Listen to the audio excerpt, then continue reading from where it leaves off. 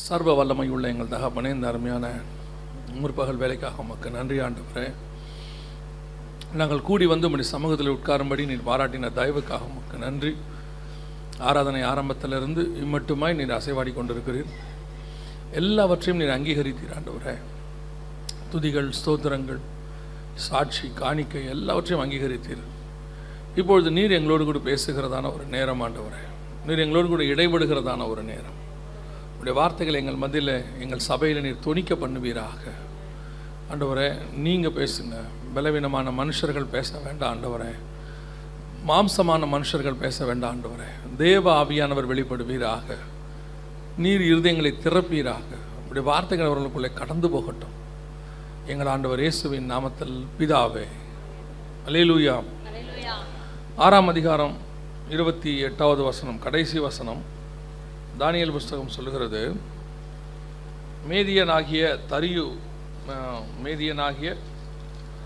தரியுவின் ராஜ்யபார காலத்திலும் பெர்ஷியனான கோரேசுடைய ராஜ்யபார காலத்திலும் தானியேலின் காரியம் ஜெயமாய் இருந்தது அப்படின்னு இருக்கு. தானியேலை குறித்து நாம் பார்க்கிறோம். இது ஒரு ஆசீர்வாதமான இடம். அதாவது தானியேல் இப்போ எப்படி இருக்கிறாருன்னா, மேதிய பெர்ஷிய சாம்ராஜ்யம் என்று சொல்லக்கூடிய 2 சாம்ராஜ்யம் இருக்கிறது.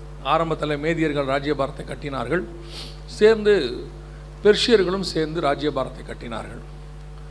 அதில் மேதிய காலத்திலும் சரி, பெர்ஷிய காலத்திலும் சரி, தானியேலுடைய காரியம் ஜெயமாக இருந்தது. தானியேல் சக்ஸஸ்ஃபுல்லாக அங்கே இருக்கிறார். ஆனால் தானியேல் யாருன்னு பார்த்தீங்கன்னு சொன்னால், இஸ்ரவேலில் இருக்கக்கூடியதான ஒரு மனுஷர். அவர் அந்த நாட்டில் அடிமையாக இருக்கிறார். அடிமையாக இருக்கிற அந்த நாட்டில் அவர் சக்ஸஸ்ஃபுல்லாக இருக்கிறார். இதுதான் இன்றைக்கி ரொம்ப முக்கியம். பல நேரங்களிலே நாம் என்ன சொல்கிறோம் அப்படின்னு கேட்டிங்கன்னு சொன்னால், நான் இருக்கிற இடத்துல, ஆஃபீஸில், நான் இருக்கிற ஏரியாவில், வீட்டில் எல்லாருமே புறஜாதியாராக இருக்கிறாங்க, எனக்கு அகைன்ஸ்டாக இருக்கிறாங்க, அவங்க என் வளர்ச்சியை தடுக்கிறாங்க, அவங்க எனக்கு விரோதமாக எழும்புகிறாங்க, நான் அடுத்த லெவலுக்கு வரவிடாமல் என்னை அவங்க தடுத்து நிறுத்துகிறாங்க அப்படின்னு சொல்லி நம்ம சொல்லிகிட்டே இருக்கிறோம். அப்படிப்பட்டவர்கள் இருப்பார்கள், இல்லாமல் இருக்க மாட்டார்கள்.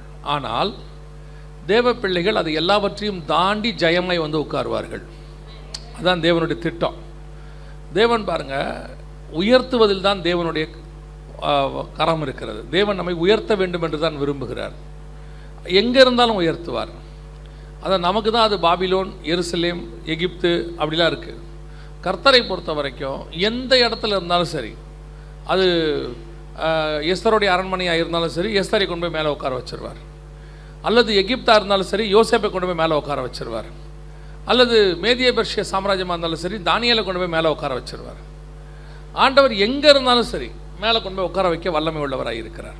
ஆனால் நாம் இன்றைக்கி பொதுவாக என்ன சொல்லிகிட்டு இருக்கிறோம் அப்படின்னா, நம்மளை சுற்றி இருக்கிற சர்க்கம்ஸ்டன்ஸையோ அல்லது சூழ்நிலைகளையோ அல்லது மனிதர்களையோ நாம் குற்றம் சாட்டி கொண்டு இருக்கிறோம். நான் உங்களுக்கு ஒரு உண்மையை சொல்ல முடியும். நாங்கள் ஆண்டவரை ஏற்றுக்கொண்டு இந்த 30 ஆண்டு காலத்தில் நான் பார்த்த வரைக்கும் சொல்லுவேன், நாங்கள் அநேக வாலிபர்கள் அந்த காலகட்டத்தில் ஒன்றாக இயேசுவை ஏற்றுக்கொண்டோம். நாங்கள் எல்லோருமே இதே பூமியில், இதே மனுஷர்களுக்கு மத்தியிலே தான், நான் என் கூட இருந்தவங்க எல்லாரையும் பார்க்குறேன், எல்லாரும் உயர்த்தப்பட்டிருக்கிறார்கள். ஒருத்தரையும் கர்த்தர் கைவிடவே இல்லை. கர்த்தர் எப்பவுமே ஏழ்மையை விரும்பவில்லை, எளிமையை விரும்புகிறார். இந்த டிஃபரன்ஸ் இருக்குது அது ரெண்டுத்துக்கும், ஏழ்மைக்கும் எளிமைக்கும், சிம்பிளிசிட்டிக்கும் பாவர்ட்டிக்கும் டிஃபரன்ஸ் இருக்குது. நம்ம பொதுவாக என்ன செய்கிறோன்னா, ஏழ்மையாக இருக்கிறது, நம்ம ஏழ்மையை குறித்து பேசவே இல்லை, எளிமையை குறித்து பேசுகிறோம். தேவன் நம்மை தரித்திரத்தில் இருக்க வேண்டும் என்று விரும்பவில்லை. எப்பவுமே சோதனை வரும், சோதனை இல்லாமல் கிடையாது. அந்த சோதனையோட முடிவு ஒரு உயர்வாக இருக்கும், ஒரு ஆசீர்வாதமாக இருக்கும். கர்த்தர் அப்படி தான் வச்சிருக்கிறார். அதான் இல்லைனா யோசிச்சு பாருங்கள், இல்லைனா அந்த பூமியில் நீங்களும் நானும் இந்நேரம் காணாமல் போயிருப்போம், பிசாசு காணாமல் போட்டிருக்கோம். கர்த்தர் நம்ம எல்லாம் உயர்த்துனதுனால தான் நம்ம எல்லாம் ஏதோ ஒரு ஸ்டேட்டஸில் உட்காந்துருக்கோம். அது ஆஃபீஸ்லையோ ஸ்பிரிச்சுவாலிட்டிலையோ ஏதோ ஒரு இடத்துல கர்த்தர் நம்மளை உயர்த்தி இருக்கிறார். உயர்த்தினால தானே உட்காந்துருக்கிறோம். அதே மாதிரி தான் தானியேலையும் பார்த்தீங்கன்னா, எல்லா சாம்ராஜ்யத்திலும் தானியேல் கிட்டத்தட்ட 3 ராஜாக்களை பார்க்கிறார், 3 விதமான ராஜாக்களை பார்க்கிறார். பாபிலோனிய ராஜாக்களை பார்க்கிறார், மேதிய ராஜாக்களை பார்க்கிறார், பெர்ஷிய ராஜாக்களை பார்க்கிறார். இந்த 3 ராஜாக்கள் காலத்திலும் தானியேலுடைய காரியம் எப்படி இருக்கிறது? ஜெயமாக இருக்கிறது, சக்ஸஸ்ஃபுல். இன்றைக்கி நம்ம அந்த சக்ஸஸுக்கு தான் போராடிட்டு இருக்கிறோம். நான் எப்படி சக்ஸஸ் ஆகுறது, நான் என்ன செய்கிறது? நாம் அதுக்கு பல நேரங்களில் பழிகளை தூக்கி யார் மேலேயாவது போட்டுக்கிட்டு இருக்கிறோம். அவங்க என்ன இப்படி பண்ணிட்டாங்க, இவங்க இப்படி பண்ணிட்டாங்க, அவங்க எனக்கு விரோதமாக இந்த மாதிரி காரியங்கள்லாம் செஞ்சுட்டாங்க.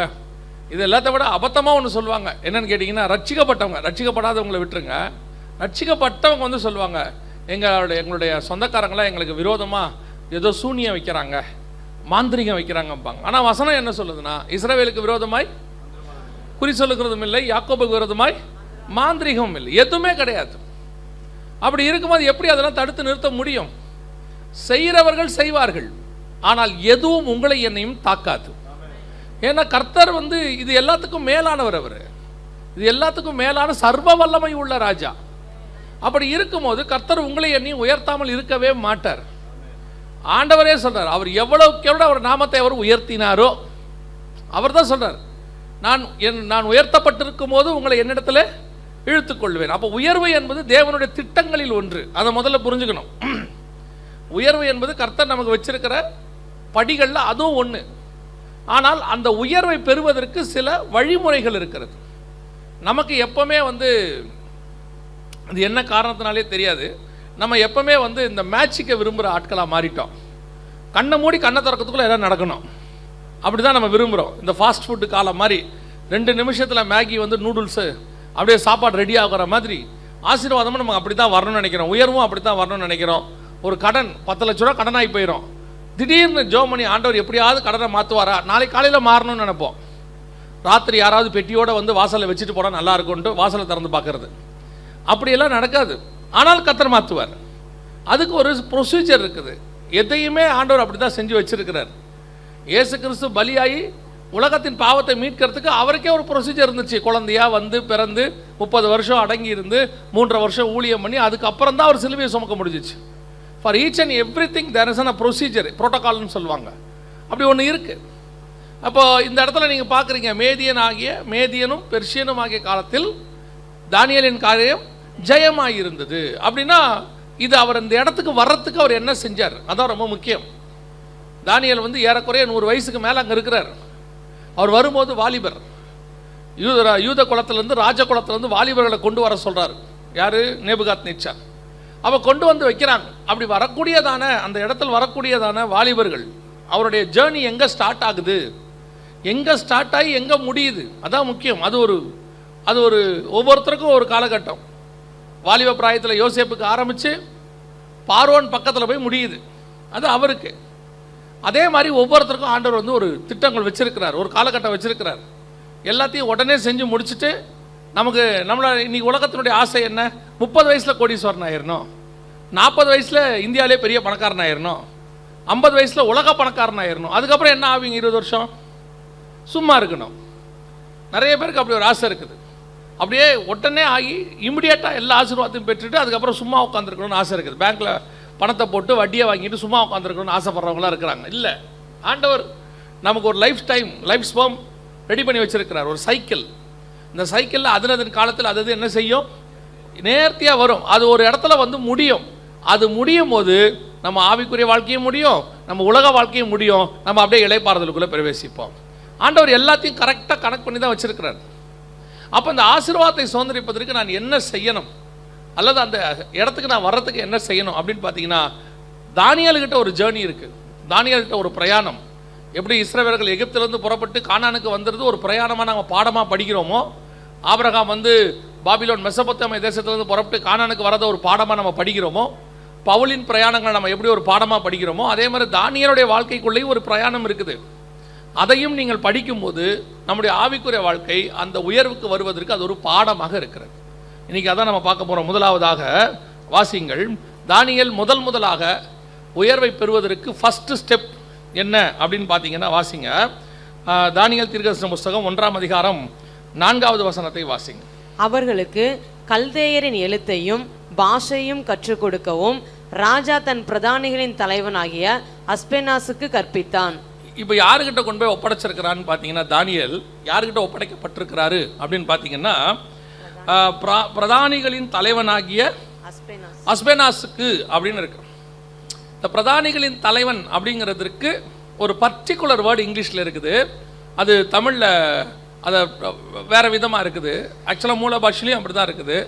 யாரும் இங்கிலீஷ் பைபிள் கையில் வச்சுருக்கிறீங்களா? இருக்கா? வாசிங்க பார்ப்போம். Daniel 1:4 வாசிங்க.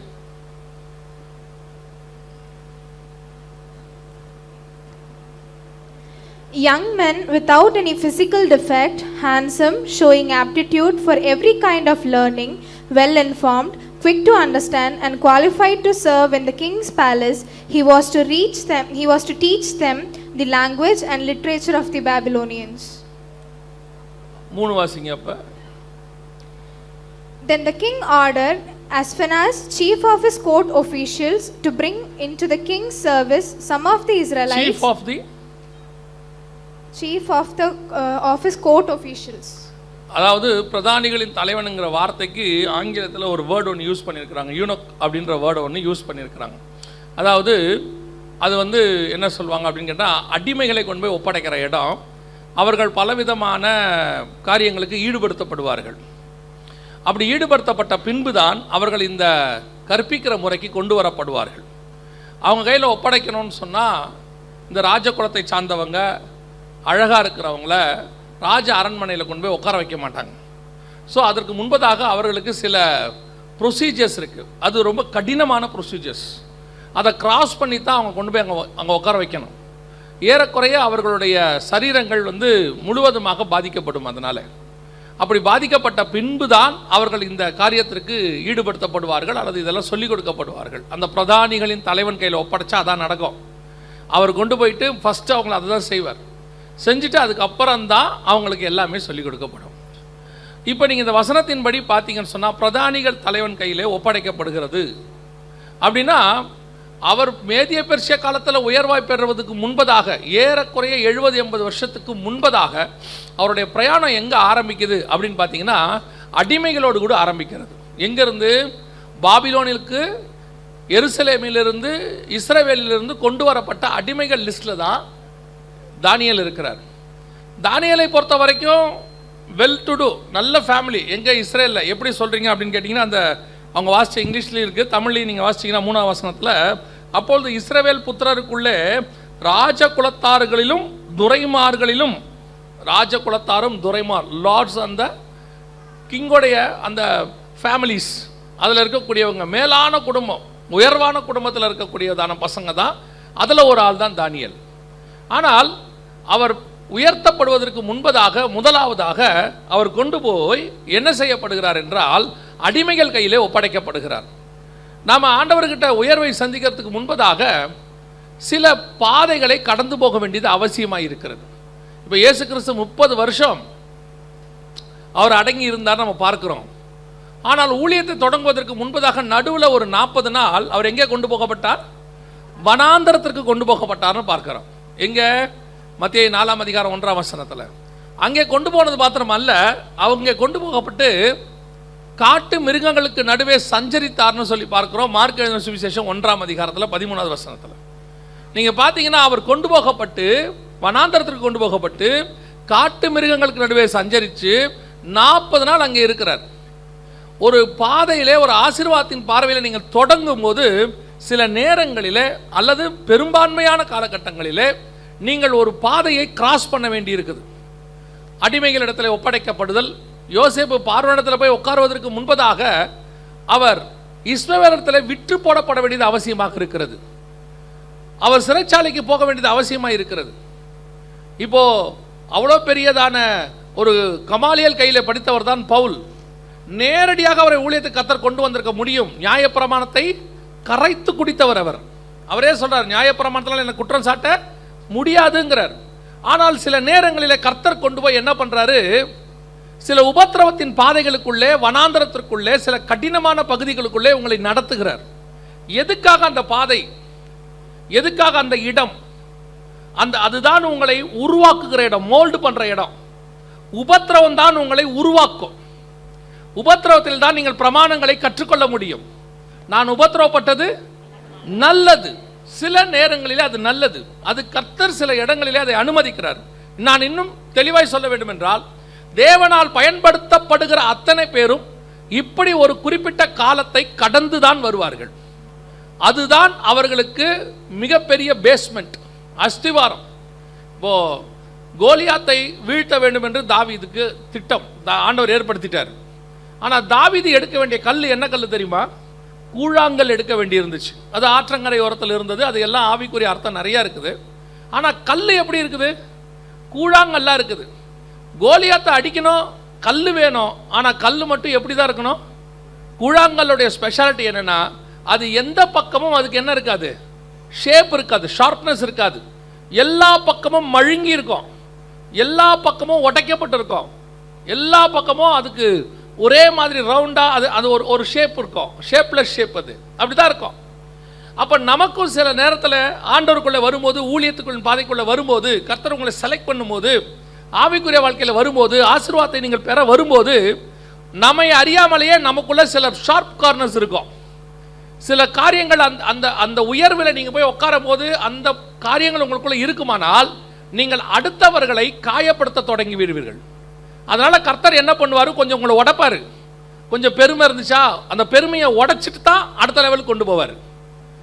உங்களுக்குள்ள சில விதமான தலகணம் இருக்கும், படிப்பை பற்றின இருக்கும், அல்லது நீங்கள் பிறந்த குளத்தை பற்றி இருக்கும், இல்லை நீங்கள் வச்சிருக்கிற ஆஸ்தியை பற்றி இருக்கும், இல்லை நீங்கள் வாங்கின சம்பாத்தியத்தை பற்றி இருக்கும், நீங்கள் ஒர்க் பண்ண ஏதாவது ஒரு ஆர்கனைசேஷனை பற்றி இருக்கும். அதுலேருந்து எடுத்துகிட்டு வந்துடுவார் கர்த்தர். எடுத்துகிட்டு வந்து உங்களை எங்கே உட்கார வைப்பார் தெரியுமா? அப்படியே ஆப்போசிட்டாக கொண்டு வந்து ஒரு இடத்துல ஒப்படைச்சிருவார். அது என்ன இடமா இருக்கும் தெரியுமா? உங்களை உருவாக்குற இடமா இருக்கும். நீங்கள் இருந்த இடம் எப்படி? ஒருவன் வா என்றால் வருகிறான், போ என்றால் போகிறான், அங்கே இருக்கும். இங்கே கொண்டு வந்து என்ன பண்ணுவார் தெரியுமா? பிளேட் கழுவு விடுவார், பிளேட் கழுவு விடுவார், கொண்டாந்து கார் கழுவு விடுவார். இங்கே கொண்டு வந்து உங்கள் துணியை உங்களையே துவைக்க விடுவார். நமக்கு எப்படி இருக்கும் தெரியுமா? முதல் தடவை அதை செய்யும் போது, நான் யாரு, நான் எப்பேற்பட்டவன், என்னை கொண்டு வந்து இங்கே விட்டுருக்கிறீங்க. ஆனால் கழுவ விடுவார். உடனே நீங்கள் கழுவும் போது வானத்திலிருந்து ஒரு சத்தம் உண்டாகி, நீ என் நேசகுமாரன்லாம் வராது. நீங்கள் நம்ம என்ன எதிர்பார்ப்போம் தெரியுமா? அந்த நேரத்தில் பரலோகத்திலிருந்து ஆண்டவர் ஆறுதலாக 4 வார்த்தை, கவலைப்படாத மகனே, அதெல்லாம் ஒன்றும் வராது. தோய்ப்பா, நீ பண்ணு தோச்சிட்டு இருப்பாரு, நீ பண்ணு வீட்டை பெருக்குப்பாம்பாரு, நீ பண்ணு சர்ச்சை பெருக்குப்பாம்பாரு, கொண்டாந்து விட்டுருவார். சில ஆட்கள் பார்த்துறீங்களா, ஊழியத்துக்கு ஒப்பு கொடுத்து வந்து பாஸ்டர்கிட்ட வரும்போது, பாஸ்டர் ஆண்டவர் என்னை ஊழியத்துக்கு அழைச்சிருக்கிறார், சந்தோஷமாக சொல்லுவார். பாஸ்டர்னு கேட்பார், நிஜமாவா? ஆமாம். ஃபாஸ்டிங்லாம் போட்டேன், ஓகே சொல்லிட்டார். பாஸ்டர் சொல்லிடுவார், நாளையிலேருந்து வாங்க பிரதர். அவர் என்ன நினச்சிக்கிட்டு வருவார்னா, இந்த ஊழியத்துக்கு ஒப்பு கொடுக்கறதுக்கு முன்னாடி நாங்கள் கூப்பிட்டோம்ல பிரதர்னு, அப்படியே தான் கூப்பிட போகிறோம்னு நினச்சிக்கிட்டு தான் வருவார். நான் சொல்கிறது நிஜம். இப்போ நீங்கள் ஊழியத்துக்கு வரத்துக்கு முன்னாடி ஃபேமிலியாக வரும்போது நாங்கள் ஒரு ஒரு ஒரு இது இருக்குல்ல, அது ஊழியத்துக்கு வந்த பிறகு இருக்காது, இருக்கவும் கூடாது. அப்படி இருந்தால் நீங்கள் சீசனாக மாறவே முடியாது. நீ 2 போட்டுக்கு ஓனர்ப்பா, நீ 2 போட்டுக்கு ஓனரு, போட்டு ஃபுல்லாக மீன் எல்லாம் வச்சுருக்க, விட்டுட்டு இதை விட்டு விட்டு என்னை பின்பற்றி வா. அவன் என்ன நினச்சிருப்பான்?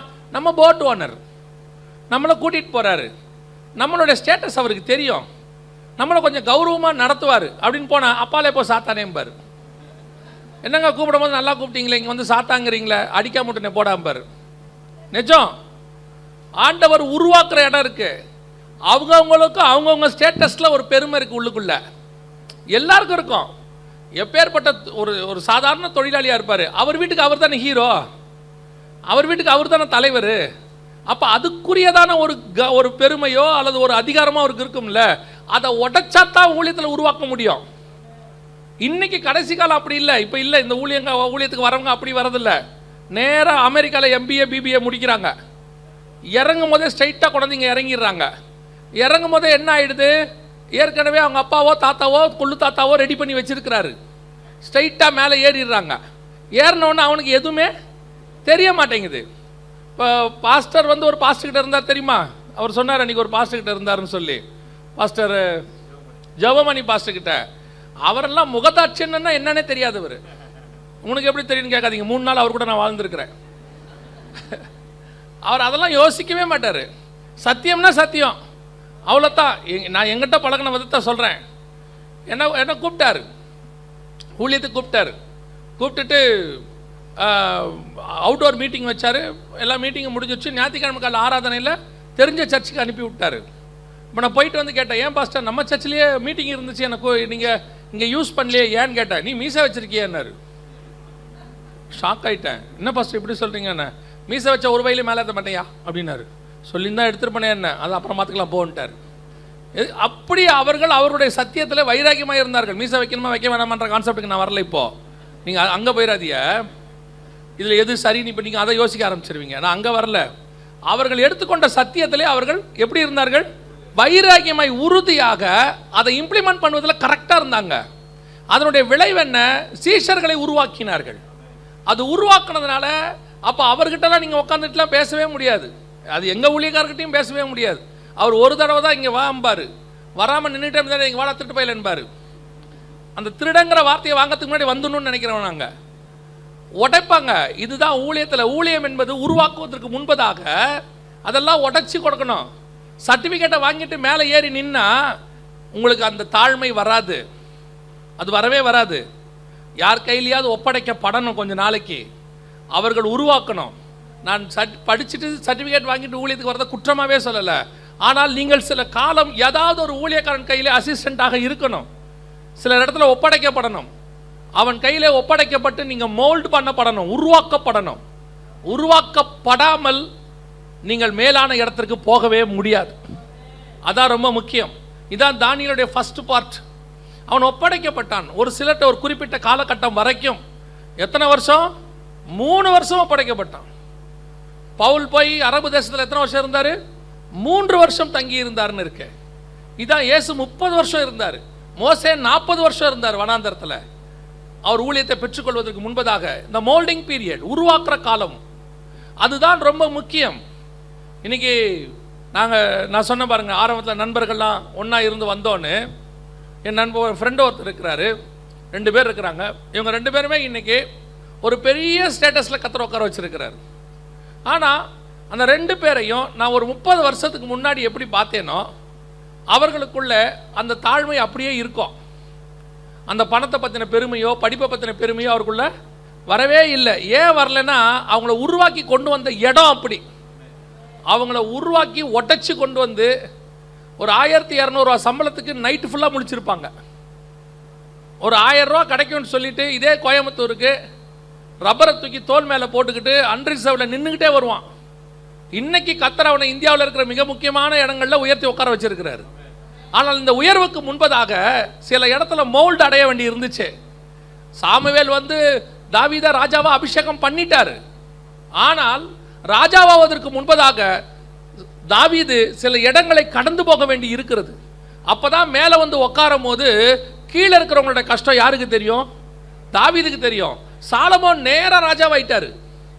அவருக்கு கீழே இருக்கிறவருடைய கஷ்டம் தெரியவே இல்லை. ரெகெபியாம்கிட்ட வந்து சொல்றாங்க ஜனங்க, உங்கள் தகப்பன் எங்களை எப்படி நடத்தினார்? கடினமாய் நடத்தினார். ஏன்? அவருக்கு ஏழைகளுடைய கஷ்டம் தெரியல. ஆனால் தாவீதுக்கு தெரியும். அந்த பார்ட் அதான் ரொம்ப முக்கியம். நான் எப்பவும் சொல்லுவேன், நமக்கு தெரிகிறதான பண கஷ்டம் நம்ம பிள்ளைகளுக்கு தெரியாது பாருங்க. நமக்கு வந்து ஒரு 50 ரூபான்றது இன்னைக்கு பெரிய விஷயம். நம்ம சம்பாதிக்கிறோம், ஆனாலும் 50 ரூபாங்கிறது பெரிய விஷயம், 100 ரூபாங்கிறது பெரிய விஷயம். யோசிப்போம். நம்ம பிள்ளைங்க பாருங்க ஜாலியாக வந்து கேட்பாங்க, ஒரு 500 ருபீஸ் கொடுங்க, ஒரு 200 கொடுங்க, டேடி ஒரு 100 கொடுங்க அப்படின்னு. ஒன்று எதுக்கு? நீங்கள் கொடுங்களேன். நம்ம ஸ்கூலுக்கு போகும்போது 25 காசு கேட்டு வாங்கிறதுக்கு தலையால் தண்ணி குடிக்கணும். அதுக்கு நமக்கு வந்து ஆடிட்டிங்லாம் பண்ணுவாங்க. முடிஞ்ச வந்தோடனே 50 காசு கொடுத்தன என்ன பண்ண? நீ ரொம்ப செலவு பண்ணுற. 50 காசை கொடுத்துட்டு, நான் சொல்கிறது வந்து 1980s சொல்கிறேன், 50 காசை கொடுத்துட்டு அதை வந்து டிவைட் பண்ணுவாங்க. நாளைக்கும் சேர்த்து வச்சுக்கணும். ஒரு நாளைக்கு 25 காசு, அதுக்கு கணக்கு கேட்பாங்க. இப்போது நம்ம காசு இன்க்ரீஸ் ஆயிடுச்சு வேல்யூ, ஆனால் அந்த செலவு பண்ணுற மெத்தடில் அவங்களுக்கு அந்த சீரியஸ்னஸ் இல்லை. காரணம் என்னென்னா, நம்ம அப்பா அம்மா பட்ட கஷ்டம் என்னங்கிறத நம்ம கூட உட்காந்து பார்த்தோம்ல, அந்த மோல்டு ஆனோம்ல. இன்றைக்கி அவங்க அதெல்லாம் மோல்டு ஆகலை. அவங்கள பொறுத்த வரைக்கும் கஷ்டம்னா என்ன? வீடியோ கேம்ஸ் வாங்கி கொடுக்க மாட்டோம். அவங்கள பொறுத்த வரைக்கும் கஷ்டம்னா என்ன? ஆர்டர் பண்ணி எனக்கு ஒரு ஷவர்மா கேட்குற தரமாட்டீங்க. நமக்கு பழைய சாதத்தை காலையில் கொடுக்கறதே பெரிய விஷயம். இட்லி போட்டாங்கன்னா அன்றைக்கி ஃபங்க்ஷன் அர்த்தம். இன்றைக்கி ஏதோ பண்டிகை போல் இட்லி போட்டிருக்காங்கன்னு அர்த்தம். நம்ம வந்தது நமக்கு தான் தெரியும். 50 காசை கொடுத்துட்டு எதிர் வீட்டில் இட்லி விற்க வாங்கிக்கம்பாங்க. பாத்திரத்தில் கொண்டு போய் 2 இட்லி வாங்கிட்டு வருவோம். இதான் நம்மளது. இன்றைக்கி அவனுங்கள்ல ஸ்விக்கியில் ஆர்டர் நீங்கள் இல்லைன்னு சொல்லி பாருங்க, முகத்தை தூக்கிட்டு இப்படியே உட்காந்துருப்பான். 6 மணி மாதிரி இருக்கும் அவன் முகம், இப்படியே இருக்கும், இப்படியே உட்காந்துருப்பான். கடைசியில் நம்ம தான் இறங்கி வரணும். பிள்ளை பாவம் சாப்பிடாம உட்காந்துருக்கு, சரி ஒரு நாளைக்கு இப்படியே தான் டெய்லி வாங்குறான். ஒரு நாளைக்கு டெய்லி வாங்குறான். ஏன்? அவன் அந்த இடத்துக்குள்ளே வரவே இல்லை, அவனுக்கு தெரியவே தெரியாது. பென்சிலை தொலைச்சா பென்சில் மாதிரி கை வீங்கிடும், நமக்கு முட்டிலே அடிப்பாங்க. நம்ம வாங்கி கொடுத்த மொத்த பொருளையும் தொலைச்சிட்டு திருப்பி கேட்குறான். வருஷத்துக்கு 2 தடவை புக் கேட்குறானுங்க, வருஷத்துக்கு 4 பேண்ட் கேட்குறானுங்க. நமக்குலாம் ஒரே பேண்ட் ஓட்டையான கூட அதே தான் தைச்சி போடணும். ஏன்னா நம்ம கடந்து வந்த பாதை எதுன்னு நமக்கு தெரியுது, அந்த கஷ்டம் தெரியுது, அவனுக்கு தெரியல, நம்ம ஒப்படைக்கலை. சில மக்கள் இருக்கிறாங்க தமிழ்நாட்டில், தங்கள் பிள்ளைகளை என்ன செய்வாங்க தெரியுமா? முதலாளிகளாக இருப்பாங்க, ஆனால் தன் பிள்ளைகளை கொண்டு போயிட்டு எங்கேயாவது வேலைக்கு விட்டுருவாங்க. 1 வருஷம் 2 வருஷம் என்ன பண்ணிடுவாங்க? வேலைக்கு விட்டுருவாங்க. எதுக்கு தெரியுமா? அவன் சம்பாரித்து அந்த சம்பாரத்தை வாங்கி அவன் சாப்பிட்டா தான் அந்த மணியோட வேல்யூ அவனுக்கு தெரியும்னு அர்த்தம். ராஜ குலத்தில் இருக்கிற தானியேலை பெர்சியா குலத்தில் உயர்த்தணும்னா நடுவில் கொஞ்சம் அடிமைத்தனத்துக்குள்ளே போக வேண்டி இருக்கு. அதுதான் உருவாக்குகிற இடம், அதுதான் ஃபேக்ட்ரி, அதுதான் நல்லது. அந்த வனாந்திரம் பல காரியங்களை நமக்கு கற்றுக் கொடுக்கும். எப்பவுமே ஒன்று மட்டும் எனக்கு ஆண்டவர் சொன்னது நான் உங்களுக்கு சொல்கிறேன், கர்த்தர் வனாந்திரத்தின் பாதையிலே நடத்துவார், ஆனால் வனாந்திரத்திலே கொல்ல மாட்டார், அதில் பத்திரமாய் பாதுகாத்து கொண்டு வருவார். அதான் நீங்கள் எடுத்து பாருங்கள், ஒரு பரிசுத்தவான் கூட வனாந்திரத்தில் சாகவே மாட்டான். வனாந்திரங்கிறது சாதாரணமான விஷயமே கிடையாதுங்க, அது சொல்லி கொடுக்குற இடங்க, உருவாக்குகிற இடங்க. அங்கே தான் உங்களுக்கு விசுவாசம் தான் என்னன்னு கற்றுக்க முடியும், அங்கே தான் அற்புதம்னா என்னன்னு தெரியும், மண்ணா வர்றதுனா என்னன்னு தெரியும், அங்கே தான் காடை வர்றதுனா என்னன்னு தெரியும், செங்கடல் பிளக்கிறதுனா என்னன்னு தெரியும், மேகஸ்தம்பனா என்னன்னு தெரியும், அக்னி ஸ்தம்பனா என்னன்னு தெரியும், கண்மலையிலிருந்து தண்ணி வர்றதுனா என்னன்னு தெரியும். இதெல்லாம் நீங்கள் கற்றுக்கணும்னா கொஞ்ச நாளைக்கு வனாந்திரத்துக்கு போனால் தான் நல்லது. இல்லாவிட்டால் விசுவாசம் என்றால் என்னன்னே தெரியாது. இல்லைன்னா உங்களுக்கு கர்த்தரிடத்திலிருந்து வார்த்தையை வாங்குறது என்னன்னு தெரியாது, பரிசுத்த ஆவியோடு கூட நடப்பது என்னன்னு தெரியாது, ஆவிக்குள்ளாகிற அனுபவம்னா என்னன்னு தெரியாது. இதுக்கெல்லாம் நீங்கள் கொஞ்சம் வனாந்திரத்துக்கு போகணும். ஏன் கர்த்தர் பர்டிகுலரா ஆவியானவராலே இயேசு கிறிஸ்து வனாந்திரத்திற்கு கொண்டு போகப்பட்டார்? ஏன் வெளிப்படுத்துகிற விசேஷத்தை கொடுக்கும்போது யோவானை கூட்டிகிட்டு போயிட்டு நல்ல ஒரு அழகான வீட்டில் வச்சு கொடுக்கலாமே, எங்கே கொண்டு போய் கொடுக்குறாரு? பத்மு தீவில் வச்சு கொடுக்குறாரு. அது என்னது? ரோமர்களுடைய அடிமை தீவு, நம்ம ஊர் அந்தமான் மாதிரி. ஏன் அங்கே வச்சு கொடுக்கணும்? அங்கே வச்சு கொடுத்தா தான் அதோடைய வேல்யூ உனக்கு தெரியும், உன்னை தனிமைப்படுத்தினா தான் அதோடைய வேல்யூ தெரியும். சில நேரங்களில் கர்த்தர் கொண்டு போய் உங்கள்கிட்ட சிலர்கிட்ட ஒப்படைச்சிருப்பார், உங்களுக்கு மேலே இருக்கிறவராக இருப்பார், உங்கள் தன்மானத்தை தொடர மாதிரியே பேசுவார். சில நேரத்தில் உங்களை உடைப்பார். சகோதரிமார்களுக்கு சொல்கிறேன், சில நேரத்தில் உங்களை கொண்டு போய் மாமியார்கிட்ட கொடுத்துருவார். ஏன் திட்டுதுன்னே உங்களுக்கு தெரியாது, நீங்கள் நல்லா தான் செய்வீங்க, ஆனால் திட்டிகிட்டே இருக்கோம். எதுக்கு தெரியுமா? உங்களை உருவாக்குறதுக்கு. எதுக்கு உருவாக்குறதுக்கு? உங்ககிட்ட சாஃப்ட்னஸ் இருக்கு, கொஞ்சம் கோபமும் இருக்கு. அந்த கோபத்தை என்ன செய்யணும்? உங்களை விட்டு எடுக்கணும். நீங்கள் உங்ககிட்ட ஒரு டெம்பரேச்சர் இருக்கும், இது வரைக்கும் நான் பொறுமையாக இருப்பேன், அதுக்கப்புறம் மாமியார் க்ளோஸ், மாமியார் தீர்ந்துச்சு. அதுவும் நீங்கள் இந்த வெள்ளிக்கிழமை உபவாச ஜபம்லாம் முடிச்சுட்டு போவீங்க பாருங்க, அப்படியே பரிசுத்தமாக வீட்டுக்கு போவீங்க. அப்போ நீங்கள் போகும்போது உங்களுக்கு எப்படி இருக்கும் தெரியுமா? இந்து முதல் கொண்டு மோசேக்கு அக்காவாகவோ தங்கச்சியாகவோ சாந்த குணமாய் நான் மாற போகிறேன், நான் என் வாயிலேருந்து கடினமான வார்த்தையே வராதுன்னு போகும்போது வாசலில் மாமியார் நிற்கும். எங்கே போயிட்டு வர இவ்வளோ நேரமா? போகிறவ சாப்பாடு செஞ்சு வச்சுட்டு போக வேண்டியது தானே, பொறுப்பில்லை அப்படிங்கும். உங்களுக்கும் 10 நிமிஷம் பொறுமை இருக்கும். 15 நிமிஷம் கழித்து ஆரம்பிப்பீங்க பாருங்க, அதுக்கப்புறம் மாமியார் வாசலில் போய் உக்காந்துக்கும். அதுக்கப்புறம் அது வீட்டுக்குள்ளே இருக்காது. நீங்கள் நினைப்பீங்க பிசாசு மாதிரி என் வாயிலேருந்து வார்த்தையை வாங்குச்சு அப்படிம்பீங்க. அது பிசாசில் தேவன் அனுப்பினால. எதுக்கு? உங்கள் பொறுமையின் அளவு எவ்வளோ இருக்குன்னு சோதித்து பார்க்குறதுக்கு. நீங்கள் நினச்சிக்கிறீங்க மாமியார்கிட்ட பிடிச்சி கொடுத்துட்டாருன்னு. அடிமைக்கிட்ட தானியேலை பிடிச்சி அஸ்பனாசிட்ட கொடுத்தா மாதிரி அது உங்களை உருவாக்குகிற இடம். நீங்கள் 30 வருஷம் கழிச்சு சொல்வீங்க, என் மாமியார்ட்ட நான் என்னென்ன பட்டேன்னு தெரியுமா? என்னை தவிர ஒருத்தி கூட அவ கூட இருக்கவே முடியாது. அதுக்கு தான் கர்த்தர் உங்களை கொடுத்து வச்சிருக்கிறார். உருவாக்குற இடம். புரியுதா உங்களுக்கு? கணவர்மார்களுக்கும் அப்படி தான், அம்மாக்கும் மனைவிக்கும் நடுவில் கொடுத்துருவாரு. இப்படி திரும்ப முடியாது, இப்படியும் திரும்ப முடியாது. எப்படி திரும்பினாலும் திட்டுவாங்க. இல்லை நம்மால் எப்படிப்பட்டவன் தெரியுமில்ல, ஆஃபீஸில் கல்யாணம் ஆகிறதுக்கு முன்னாடி ஏதாவதுனா தூக்கி அடிக்கிறாள். கர்த்தர் பாப்பார், தூக்கி அடிக்கிறியா, உனக்கு 2 ஹஸ்பண்டாஸ்கிட்ட கொடுக்குறேன்னு சொல்லிடுவார். ஒரு பக்கம் அம்மா, ஒரு பக்கம் மனைவி, 2 ஹஸ்பண்டாஸ்க்கு நடுவில் கொடுத்துருவாரு. 30 வருஷம் கழிச்சு பாருங்க, பூமியில் சாந்த குணமத்தில் அவனும் ஒரு ஆளாக இருப்பான். அப்படியே அமைதியாக இருப்பான், எதையும் தூக்கி அடிக்க மாட்டான், அப்படியே ரொம்ப நல்லவராக இருப்பார். பார்க்குறவங்களாம் சொல்லுவாங்க, உங்கள் கணவர் இவ்வளோ அமைதியாக இருக்காரு, உருவாக்கியிருக்கோம். அவராக ஆவலை, 2 பக்கமும் சேர்ந்து என்ன பண்ணியிருக்கோம்? உருவாக்கி இருக்கோம். அவன் டெய்லி ஜெபம் பண்ணுவான், எனக்கே ஆண்டவரை இப்படி ஒரு மனைவியை கொடுத்தீங்க, ஹஸ்பண்டாஸ் பாது உன்னை உருவாக்குறதுக்கு கொடுத்துருக்குறோம், உனக்கு எவ்வளோ பெருமை இருந்துச்சு, என்ன மாதிரி இன்ஜினியர் உண்டா, என்ன மாதிரியா ஃபேக்ட்ரியில் எவன் அது வேலை பார்க்க முடியுமா? ஆண்டவர் கேட்பார், உன் வீட்டில் குடியிருக்க முடியுமா? நீ யாரை வேணா இருந்துக்கோ, இருந்து பாரு. இங்கே அடிக்கிற அடி ஆஃபீஸில் சரியாயிருப்பாப்ல பன்சன். அங்கே பார்த்தீங்கன்னா ஓனர் சொல்லுவார், எப்படியா இவ்வளோ சாஃப்டாக இருக்கிற, அங்கே ரெடி பண்ணிகிட்டு இருக்காங்க, எங்கள் பேக்கரி அங்கே இருக்குது, உள்ளே விட்டு பேக் பண்ணுறான், நாங்கள் இங்கே ப்ரெட்டு சாஃப்ட் ஆகிட்டே இருக்கு. அதுக்கு தான் கத்தர் வச்சிருக்கிறார். சில நேரங்களில் எவ்வளோ சந்தோஷம் பாருங்க, கணவரை பிடிச்சி கொடுத்தாருன்னு சொன்னால் என்ன சந்தோஷம் பாருங்க. கவனிங்க, சில நேரத்தில் கத்தர் அடிமைத்தனத்துக்குள்ள அதுக்கு தான் கொடுக்குறார். அதே நேரத்தில் அவன் ஒப்படைக்கப்பட்டான். ஆனால் ஒப்படைக்கப்பட்ட போது அவனுக்குள்ள ஒரு வைராக்கியம் இருந்துச்சு. என்ன வைராக்கியம் இருந்துச்சு? வாசிங்க, 8வது வசனத்தை வாசிங்க பாப்போம். தானியேல் ராஜாவின் போஜனத்தினாலும் அவர் பானம் பண்ணும் திராட்சை ரசத்தினாலும் தன்னை தீட்டுப்படுத்தலாகாதென்று தன் இருதயத்தில் தீர்மானம் பண்ணிக்கொண்டு. 2வது காரியம் அவங்ககிட்ட இருந்துச்சு. அவன் அடிமைத்தனத்துக்குள்ள தான் இருக்கிறான், ஆனால் அவனுக்குன்னு ஒரு ஸ்பிரிச்சுவல் குவாலிட்டி இருக்கு. என்ன தெரியுமா? இதை நீங்கள் ராஜாவின் போஜனம் திராட்சை ரசம் பார்க்குறீங்க, கொஞ்சம் ஆப்போசிட்டாக பாருங்கள். அவங்களுடைய கம்யூனியன் இது. நம்ம போஜன பானம் பண்ணுறோம்ல, இதை வாங்கி புசியுங்கள், நமக்கு பிரெட்டும் திராட்சை ரசமும் கொடுக்குறாங்களே, இது நமக்கு கம்யூனியன் இல்லை. அதே மாதிரி அவர்களுக்கு ஒரு கம்யூனியன், உடன்படிக்கை. அவங்க சாப்பிட்ற சாப்பாடாக இருந்தாலும் அது ஒரு வகையான உடன்படிக்கை. அந்த உடன்படிக்கையில் நான் என்ன செய்ய மாட்டேன்? என்னை இணைத்து கொள்ள மாட்டேன். நான் அடிமையாக இருக்கலாம், அதுக்காக என் தேவனுக்கு விரோதமான எந்த காரியத்திலும் என்னை நான் ஈடுபடுத்தி கொள்ள மாட்டேன். அந்த வைராகியம் தான் ஸ்பிரிச்சுவல் குவாலிட்டி. ஒரு பக்கம் ஃபிசிக்கலி உபத்திரவம், அடிமைத்தனம், ஹஸ்பண்டாஸ் கையில் ஒப்படைக்கிறதுங்கிறது சாதாரணமான விஷயம் கிடையாது.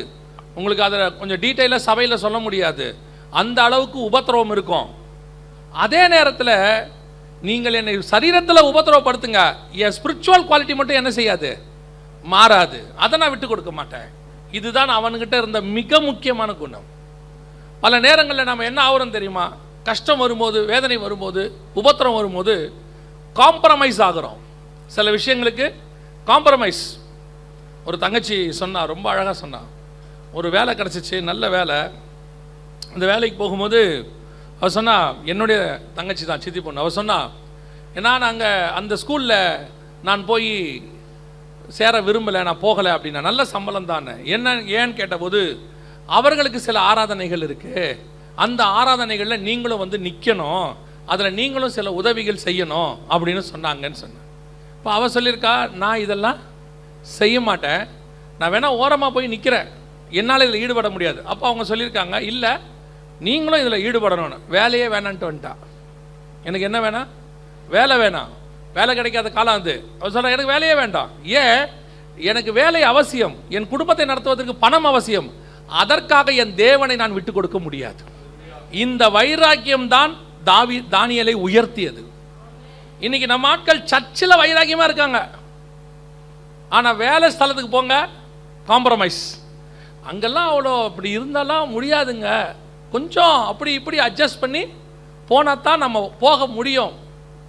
ஒரு நாட்டில் ஒரு இன்கம் டேக்ஸ் ஆஃபீஸ், அந்த ஆஃபீஸில் இருக்கக்கூடிய சீஃபான ஒரு ஆஃபீஸர், அவர் லஞ்சம் வாங்க மாட்டார். அப்போது அங்கே வரக்கூடிய மேல் அதிகாரி, புது அதிகாரி சொல்கிறார், நீங்கள் இத்தனை லட்சம் எனக்கு லஞ்சம் வாங்கி மாதம் மாதம் கொடுக்கணும் அப்படின்னு சொல்கிறார். இப்போ அவரையும் சொல்கிறார், நான் கொடுக்க மாட்டேன். அவர் சொல்கிறார், நீ கொடுக்கணும், இல்லைன்னா வேலையை விட்டு தூக்குவேன். அப்போ அவர் சொல்கிறார், நீங்கள் வேலையை விட்டு தூக்கிறாதீங்க, நானே ரிசைன் பண்ணிடுறேன்னாரு. நீ என்ன தூக்க வேண்டிய அவசியம் இல்லை, நானே போகிறேன். இல்லைங்க, இன்கம் டேக்ஸ் ஆஃபீஸ் வேலையை விட்டு போகிறீங்க, ஆஃபீஸ் வேலையை விட எனக்கு என்னுடைய பரிசுத்தம் முக்கியம், எனக்கு பரலோகம் முக்கியம். இன்றைக்கி நம்ம எந்த இடத்துல இருக்கிறோம் பாருங்கள், நம்ம போகிற இடத்துல அப்படி தாங்க அட்ஜஸ்ட் பண்ணி போகணும், கொஞ்சம் அப்படி இருக்கணும். நண்பன் ஒருத்தன் சொன்னான், வெளிநாட்டில் வேலை ஆரம்பிக்க போகிறோம், ஷாப் ஆரம்பிக்க போகிறோம், கடைசியில் ஷாப் ஆரம்பிக்க மாட்டேன்னு சொல்லிட்டான். என்ன காரணம்னு கேட்டால், அந்த ஷாப்பில் சில மதுபானங்களும் சிகரெட்டும் விற்க வேண்டி இருக்குது, அதனால் நான் அந்த கடையில் என்ன செய்ய மாட்டேன், வேலை செய்ய மாட்டேன்ட்டான். அந்த பையன் தைரியமாக சொன்னான், நான் வேலை செய்ய மாட்டேன்.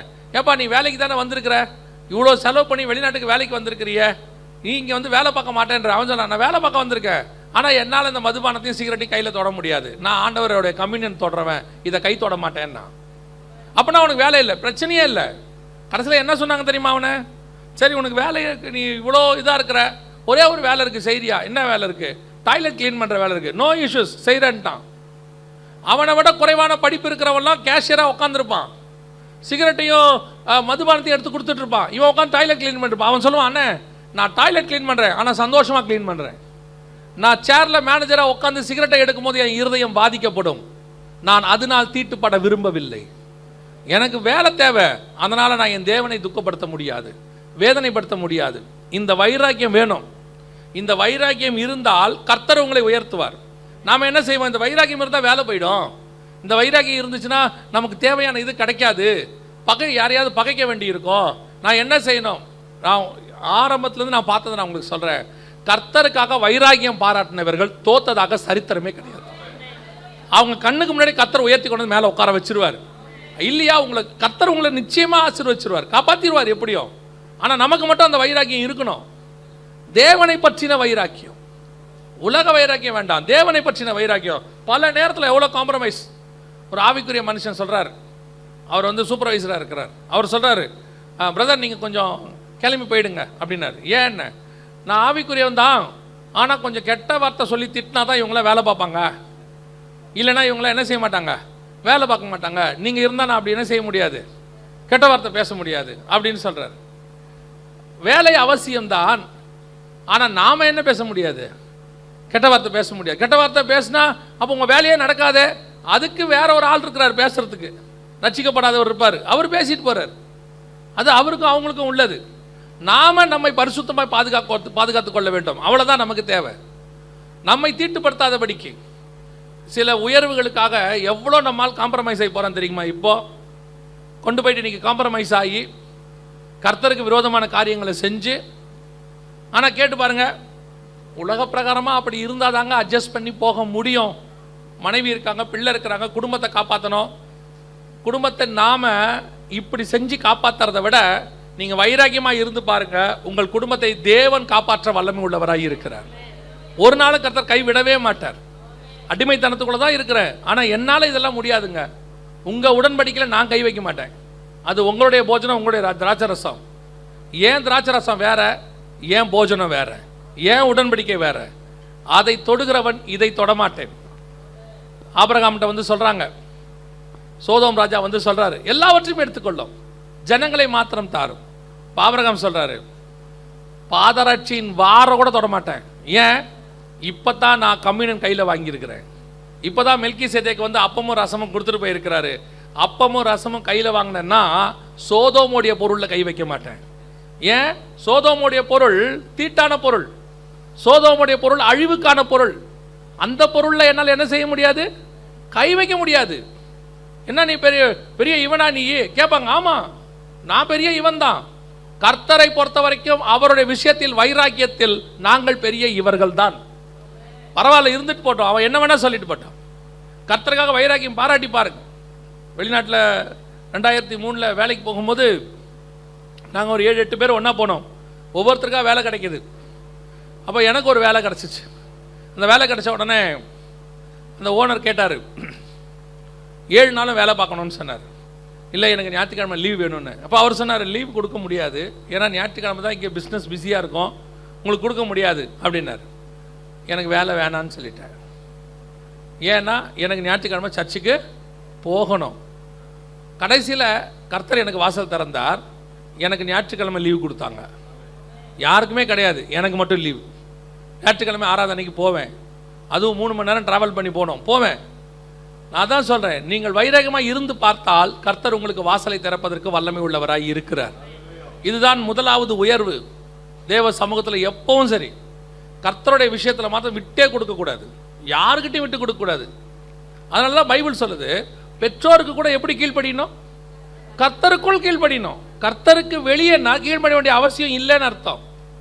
கர்த்தருக்குள் கீழ்ப்படியணும். அதே நேரத்தில் கர்த்தருக்காக வைராக்கியத்தோடு நிற்கணும், காம்ப்ரமைஸ் ஆகிடக்கூடாது. நேற்று கூட நான் சொன்னேன், பெற்றோர் இந்த பிள்ளைகள் விஷயத்தில் ரொம்ப காம்ப்ரமைஸ் ஆகுறீங்க. கர்த்தர்கிட்ட சர்ச்சுக்கு வர்றதில்ல, பிள்ளைகளை கூட்டிகிட்டு வரதில்லை, சண்டே கிளாஸுக்கு கொண்டு வரதில்லை. எல்லாம் இப்போ என்ன செஞ்சிடறாங்க, சண்டேஸில் வந்து எக்ஸாம் வச்சுட்டாங்க, டெஸ்ட்டு வச்சுட்டாங்க. பிசாசு அப்படி தான் வைப்பான், இதான் டெஸ்ட்டு. பாபிலோனுக்கு வச்ச டெஸ்ட்டு, நமக்கு வச்சுக்கிற டெஸ்ட்டு இதான். தானியலுக்கு வச்சது அந்த அப்பமும் ரசமும் அவங்கள்ட்ட நீ சாப்பிட கொடுறது. நமக்கு வைக்கிறது என்ன தெரியுமா? ஞாயிற்றுக்கிழமையில் ஆராதனை நேரத்தில் தான் உங்களுக்கு கிளாஸ், அந்த நேரத்தில் தான் உங்களுக்கு எல்லாம் வைப்பாங்க. நீங்கள் சொல்லணும், தைரியமாக சொல்லணும், ஆராதனைக்கு போயிட்டு தான் நான் வருவேன், வரேன். ஆனால் எப்போ வருவேன் தெரியுமா? ஆராதனைக்கு முடிச்சு தான் நான் வர முடியும், என்னால் வர முடியாது. இந்த வைராக்கியம் உங்களுக்கு இருக்குமானால் அடுத்த கட்டத்துக்கு கர்த்தர் உயர்த்த வல்லமை உள்ளவராக இருக்கிறார். அல்லேலூயா. இவ்வளோ வைராக்கியமாக இருந்தால் இப்போ தானியேல் எங்கே போயிட்டான் பாருங்க. வாசிங்க தானியேல் தீர்க்கதரிசன புஸ்தகம், தானியேல் தீர்க்கதரிசன புஸ்தகம் 2ஆம் அதிகாரம் 49வது வசனம் வாசி. தானியேல் 2:49. தானியேல் ராஜாவை வேண்டிக் கொண்டதின் பேரில் அவன் சாத்ராக்கையும் மேஷாக்கையும் ஆபேத் நேகாவையும் பாபிலோன் மகாணத்து காரியங்களை விசாரிக்கும்படி வைத்தான். தானியேலோ வென்றால் ராஜாவின் கொலு மண்டபத்தில் இருந்தான். ராஜாவின் கொலு மண்டபம் என்ன தெரியுமா? இங்கிலீஷ்ல வந்து பாத்தீங்கன்னா கிங்ஸ் கேட்னு இருக்கும், அப்படிதானே இருக்குது. Royal court, Kings court, Royal court. உந்த என்ன வெர்ஷன்மா? NIV-யா? நீ NKJV படிமா, கொஞ்சம் நல்லது உனக்கு. NIV-ல கொஞ்சம் வசனங்கள் இருக்காது, அதுக்காக சொல்கிறேன். ஒரு 20 வசனத்துக்கு மேலே இருக்காது அதில். இப்போ கவனிங்க, கிங்ஸ் கோர்ட் அப்படின்னு இருக்கும், அப்படி இல்லைன்னா ராயல் கோர்ட் அவங்க சொன்ன மாதிரி. அப்படின்னா என்ன அர்த்தம் தெரியுமா? எங்கே போயிட்டாங்க? ராஜாவுக்கும் மக்களுக்கும் நடுவிலான ஒரு மிக முக்கியமான ஸ்தானத்துக்கு வந்துட்டான். எங்கிருந்து எங்கே வந்துட்டான்? அடிமையான இடத்திலிருந்து ராஜாவுக்கு கீழான அடுத்த லெவலுக்கு வந்து சேர்ந்துட்டான். இவ்வளவுக்கும் அவனுக்கு இருந்த ஒரே காரியம் என்ன தெரியுமா? வைராக்கியம். அந்த அடிமைத்தனத்துக்குள் இருக்கிறவனுக்கு இருக்கிற வைராக்கியம் அவனை கொண்டு போய் மேலே உட்கார வச்சிருச்சு. எல்லாரும் சாப்பிட்டாங்க, அவன் சொல்லிட்டான் ஹஸ்பண்ட், நான் சாப்பிட மாட்டேன், நீங்கள் என்னை பாருங்க, என்ன கொஞ்சம் 30 நாளைக்கு பாருங்க, அதுக்கப்புறம் சொல்லுங்க. பார்த்தான் 30 நாளில் ஒன்றும் மாற்றம் இல்லை. 3 வருஷம் அப்படியே விட்டான். கர்த்தர் கொண்டு போய் உயர்த்தி மேலே உட்கார வச்சுட்டார். நீங்கள் மாத்திரம் வைராக்கியமாக இருக்கணும். ஊழியத்துக்கு வந்த புதுசில் ஒரு பெரிய பணக்காரர் சொன்னார், அவருடைய வீட்டில் தான், அவர் வீட்டுக்கு பக்கத்தில் மீட்டிங், அவர் வீட்டில் தான் சாப்பாடு. அப்போ சாப்பாட்டுக்கு போகும்போது அந்த பெரிய பணக்காரர் ஒன்று சொன்னார், தோல் மேலே அப்படி கை போட்டு, வயசானவர். அப்போ நான் சொல்கிறது வந்து கிட்டத்தட்ட வந்து ஒரு 19 வருஷத்துக்கு முன்னாடி சொல்கிறேன். ஃபஸ்ட்டு ஊழியத்துக்கு வந்த ஆரம்பத்தில் அப்படி தோல் மேலே கை போட்டு ஒன்று சொன்னார், தம்பி நீ இந்த மாதிரிலாம் வைராக்கியமாக பேசிக்கிட்டுலாம் இருந்தீங்கன்னா பெந்தகோஸ்தேக்காரன் காணிக்கையே தரமாட்டான், கொஞ்சம் அட்ஜஸ்ட் பண்ணி மற்ற கிறிஸ்தவங்களை பற்றியும் கொஞ்சம் தூக்கி பேசு, அப்போ தான் உனக்கு ஏதாவது கிடைக்கும் அப்படின்னாரு. மனசுக்குள்ளே நான் நினச்சிக்கிட்டேன், அப்படி சொல்ல முடியாது, அவர் வயசானவர், முதல் மீட்டிங் வேறு. மனசுக்குள்ளே நினச்சிக்கிட்டேன், போயா லூஸு அப்படின்னு நினச்சிக்கிட்டேன். ஏன்னா சத்தியத்துக்கு காம்ப்ரமைஸ் ஆகி பணக்காரனுக்கு ஏற்ற மாதிரி நான் பேசணும்னு நினச்சிருந்தா இங்கே வர வேண்டிய அவசியமே இல்லை. நான் வேலை பார்த்த இடத்துல இருந்திருக்கலாம். அங்கேயே போதுமான அளவுக்கு எனக்கு சம்பளத்தை கொடுத்து தான் கர்த்தர் ஆசீர்வதிச்சு வச்சுருந்தார். அங்கே ஒன்றும் எனக்கு குறையா வைக்கல, ஆண்டவர் ஆசீர்வாதமாக தான் வச்சுருந்தார். வந்தது எதுக்கு தெரியுமா? சத்தியம் பேச, வசனத்தை பேச. ஆண்டவர் அதான் சொன்னார், திருப்பி ஆண்டவர் சொல்கிற வார்த்தை அதுதான், தைரியமாய் பேசு, இந்த பட்டணத்தில் எனக்கு அநேகர் உண்டு. ஆண்டவர் சொன்னார் அதான். ஒருத்தர் சொன்னார், இப்படியே பேசினா உன்னை ஊழியத்தை விட்டு ஒதுக்கி தள்ளிடுவாங்க எல்லாரும். நான் சொன்னேன், இவங்க கொடுத்தாங்கன்னா மேடையில் பேசுவேன், கொடுக்காட்டி ரோட்டில் பேசுவேன், ஆனால் பேசுவேன். என்னை கூப்பிட்டது கர்த்தர் பேசுறதுக்கு தான், எங்கே பேசுறதுக்குலாம் கிடையாது. ஆரம்பத்தில் பேசும்போது ஒரு சின்ன சர்ச்சில் ஒரு 50 பேர் இருக்கிற சர்ச்சில், ஒரு 30 பேர் இருக்கிற சர்ச்சில், ஏன் 20 பேர் இருக்கிற சர்ச்செல்லாம் பேசியிருக்கோம். அதெல்லாம் கணக்கே கிடையாது. 20 பேர் இருக்கிறாங்களா, 2000 பேர் இருக்காங்களா, 20000 பேர் இருக்காங்களான்னு. மைக்கு கொடுத்தா எல்லா இடத்துக்கும் ஒரே பேச்சு தான், அவ்வளோதான், நோ காம்ப்ரமைஸ். அங்கே உட்காந்துக்கிட்டு அவங்களுக்கு ஏற்ற மாதிரி கொஞ்சம் பூசி மெழுகி பேசுறது, இங்கே வர மாதிரி. நான் சொல்கிறேன், நீங்கள் அப்படி இருந்து பாருங்க, தேவன் உயர்த்துவதற்கு வல்லமை உள்ளவராக இருக்கிறார். மனுஷனுக்காக எதையும் மாற்றக்கூடாது, கர்த்தருக்கான வைராக்கியம். அதனால்தான் பவுல் சொல்வார், ஆவியிலே வைராக்கியம் கொண்டு. பவுல் கிறிஸ்துவே தேவன் என்று திருஷ்டாங்கப்படுத்த தொடங்கினார். அந்த வைராக்கியம் வரணும். பணமோ, பெரிய சர்ச்சோ, பெரிய ஊழியக்காரரோ, இல்லை மிகப்பெரிய எவாஞ்சலிஸ்டோ அவங்க கூப்பிட்டு செய்தி கொடுக்க சொல்கிறாங்கன்ட்டு அவங்க எதிரில் ஒரு செய்தி, அவங்க இல்லாத போது கொஞ்சம் சின்ன சர்ச்சை, சின்ன ஊழியக்காரராக இருந்தால் அவங்கள பிடிச்ச ஒரு செய்தி. இல்லை, எல்லாருக்கும் ஒரே மெசேஜ் தான், ஒரே விஷயந்தான், நோ காம்ப்ரமைஸ். நீங்கள் செஞ்சு பாருங்கள், கர்த்தர் உங்களை கொண்டு மேலே உட்கார வைக்க வல்லமை உள்ளவராக இருக்கிறார். அதுவும் இந்த காலத்தில் ஒரு ஸ்பெஷாலிட்டி என்ன தெரியுமா? அப்படி வைராகியமாக பேசுகிறவங்க குறைஞ்சிட்டாங்க. ஸோ நமக்கு பெரிய வேக்கன்சி இருக்கு. நிறைய போஸ்டிங் இருக்கு. நீங்கள் வைராக்கியமாக பேச ஆரம்பிச்சிங்கன்னா பரலோகம் உங்களை அப்படியே தூக்கி கொண்டு போய் மேலே உட்கார வச்சிரும். ஒரு காலத்தில் வைராக்கியமாக பேசுகிற ஊழியக்காரங்க மட்டும் இருந்தாங்க, 2 ஜென்ரேஷனுக்கு முன்னாடி, ஒரு ஜென்ரேஷனுக்கு முன்னாடி. அப்போ எல்லாரும் வைராக்கியமாக பேசிக்கிட்டு இருந்தாங்க. அப்போ உங்களுக்கு பெரிய டிஃபரன்ஸ் இருக்காது, 1-2 தான் மோசம் போக்கும். இப்போ அப்படி இல்லை, பெரும்பான்மையானது மோசம் போக்குறது. கொஞ்சம் தான் வைராக்கியமாக பேசுகிறவங்க இருக்காங்க. அப்போ பரலோகம் என்ன செய்யும்? ஆள் கிடைக்காத இடத்துல ஒரு ஆள் வேலைக்கு வரேன்னா 10 ரூபா எக்ஸ்ட்ரா சம்பளம் கொடுத்து கூப்பிட்டு போக பாருங்க. அந்த மாதிரி தான் பரலோகம் தேவையானதில் கொடுத்துரும். தைரியமாக பேசுன்னு சொல்லும். நீங்கள் பேசி மட்டும் பாருங்க, கர்த்தர் உங்களை கொண்டு போய் கொலு மண்டபத்தில் உட்கார வச்சிருவார். கர்த்தரை கொண்டு போய் ராஜாவுடைய கேட்டில் உட்கார வச்சிருவாரு. தேவன் தம்மோடு கூட உங்களை உட்கார வச்சு, நம்ம பொறுத்த வரைக்கும் அவர் தான் ராஜா, நம்மளை கொண்டு போய் உட்கார வச்சிருவார் ஆண்டவர். நீடு என்ன தெரியுமா? செய்ய வேண்டியது என்ன தெரியுமா? நான் குறைவுள்ளவனாய் இருந்தாலும், அடிமைத்தனத்துக்குள் இருந்தாலும், என் ஆவிக்குரிய வைராக்கியத்தில் எனக்கு எந்த மாற்றமும் இல்லை. அதில் எனக்கு காம்ப்ரமைஸே கிடையாது. அதுதான் அவனை கொண்டு போய் கொலு மண்டபத்தில் உட்கார வச்சிருச்சு. உங்களுக்கு உயர்வு வரணும்னா இதுதான் ஃபஸ்ட்டு ஃபார்முலா. ஃபஸ்ட் இப்போ தானியேல் வந்துட்டார் கொலு மண்டபத்துக்கு. எங்கே? பாபிலோனிய சாம்ராஜ்யத்தில் நேபுகாத் நேச்சார் இடத்துக்கு வந்துட்டார். இப்போ எல்லாம் சுமூகமாக போயிட்டே இருக்குது, நல்லபடியாக போயிட்டே இருக்குது. நல்ல ராஜா, இவன் மேலே ரொம்ப மரியாதை அவனுக்கு. இவருடைய தானியலுடைய தேவன் மேலேயும் அவருக்கு ரொம்ப நல்ல மரியாதை. ரொம்ப நல்லா போயிட்டு இருக்கும்போது திடீர்னு ராஜா செத்துட்டார். நமக்கு இப்படி தான் நடக்கும்.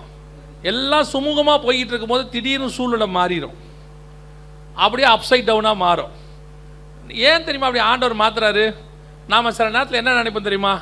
நல்ல ராஜா, நல்ல சூழ்நிலை, நல்ல வீடு, நல்ல ஏரியா, நல்ல பாஸ்டரு, இவர்கிட்டயே இப்படியே கடைசி வரைக்கும் நம்ம இருந்து காலத்தை ஓட்டிடலாம், இந்த இடத்துலையே அப்படியே ஓட்டிடலாம், நல்ல இடத்துல வேலை கிடச்சிருச்சு, இவர்கிட்டயே அப்படி இருந்தால் எப்படியோ அப்படியே நம்ம வாழ்க்கை ஓடிடுங்க அப்படின்னும் போது திடீர்னு அப்படியே கொலாப்ஸ் ஆகும், எல்லாம் மாறும். ஏன் தெரியுமா? நம்ம செட்டில் ஆகிற மூடுக்கு வந்துட்டோமா, இப்போ தேவனை தேடுறது குறைஞ்சிரும். இப்போ நமக்கு பிரச்சனையே இருக்காது, ஒன்றும் இருக்காதா? நீங்கள் யோசிச்சு பாருங்கள்.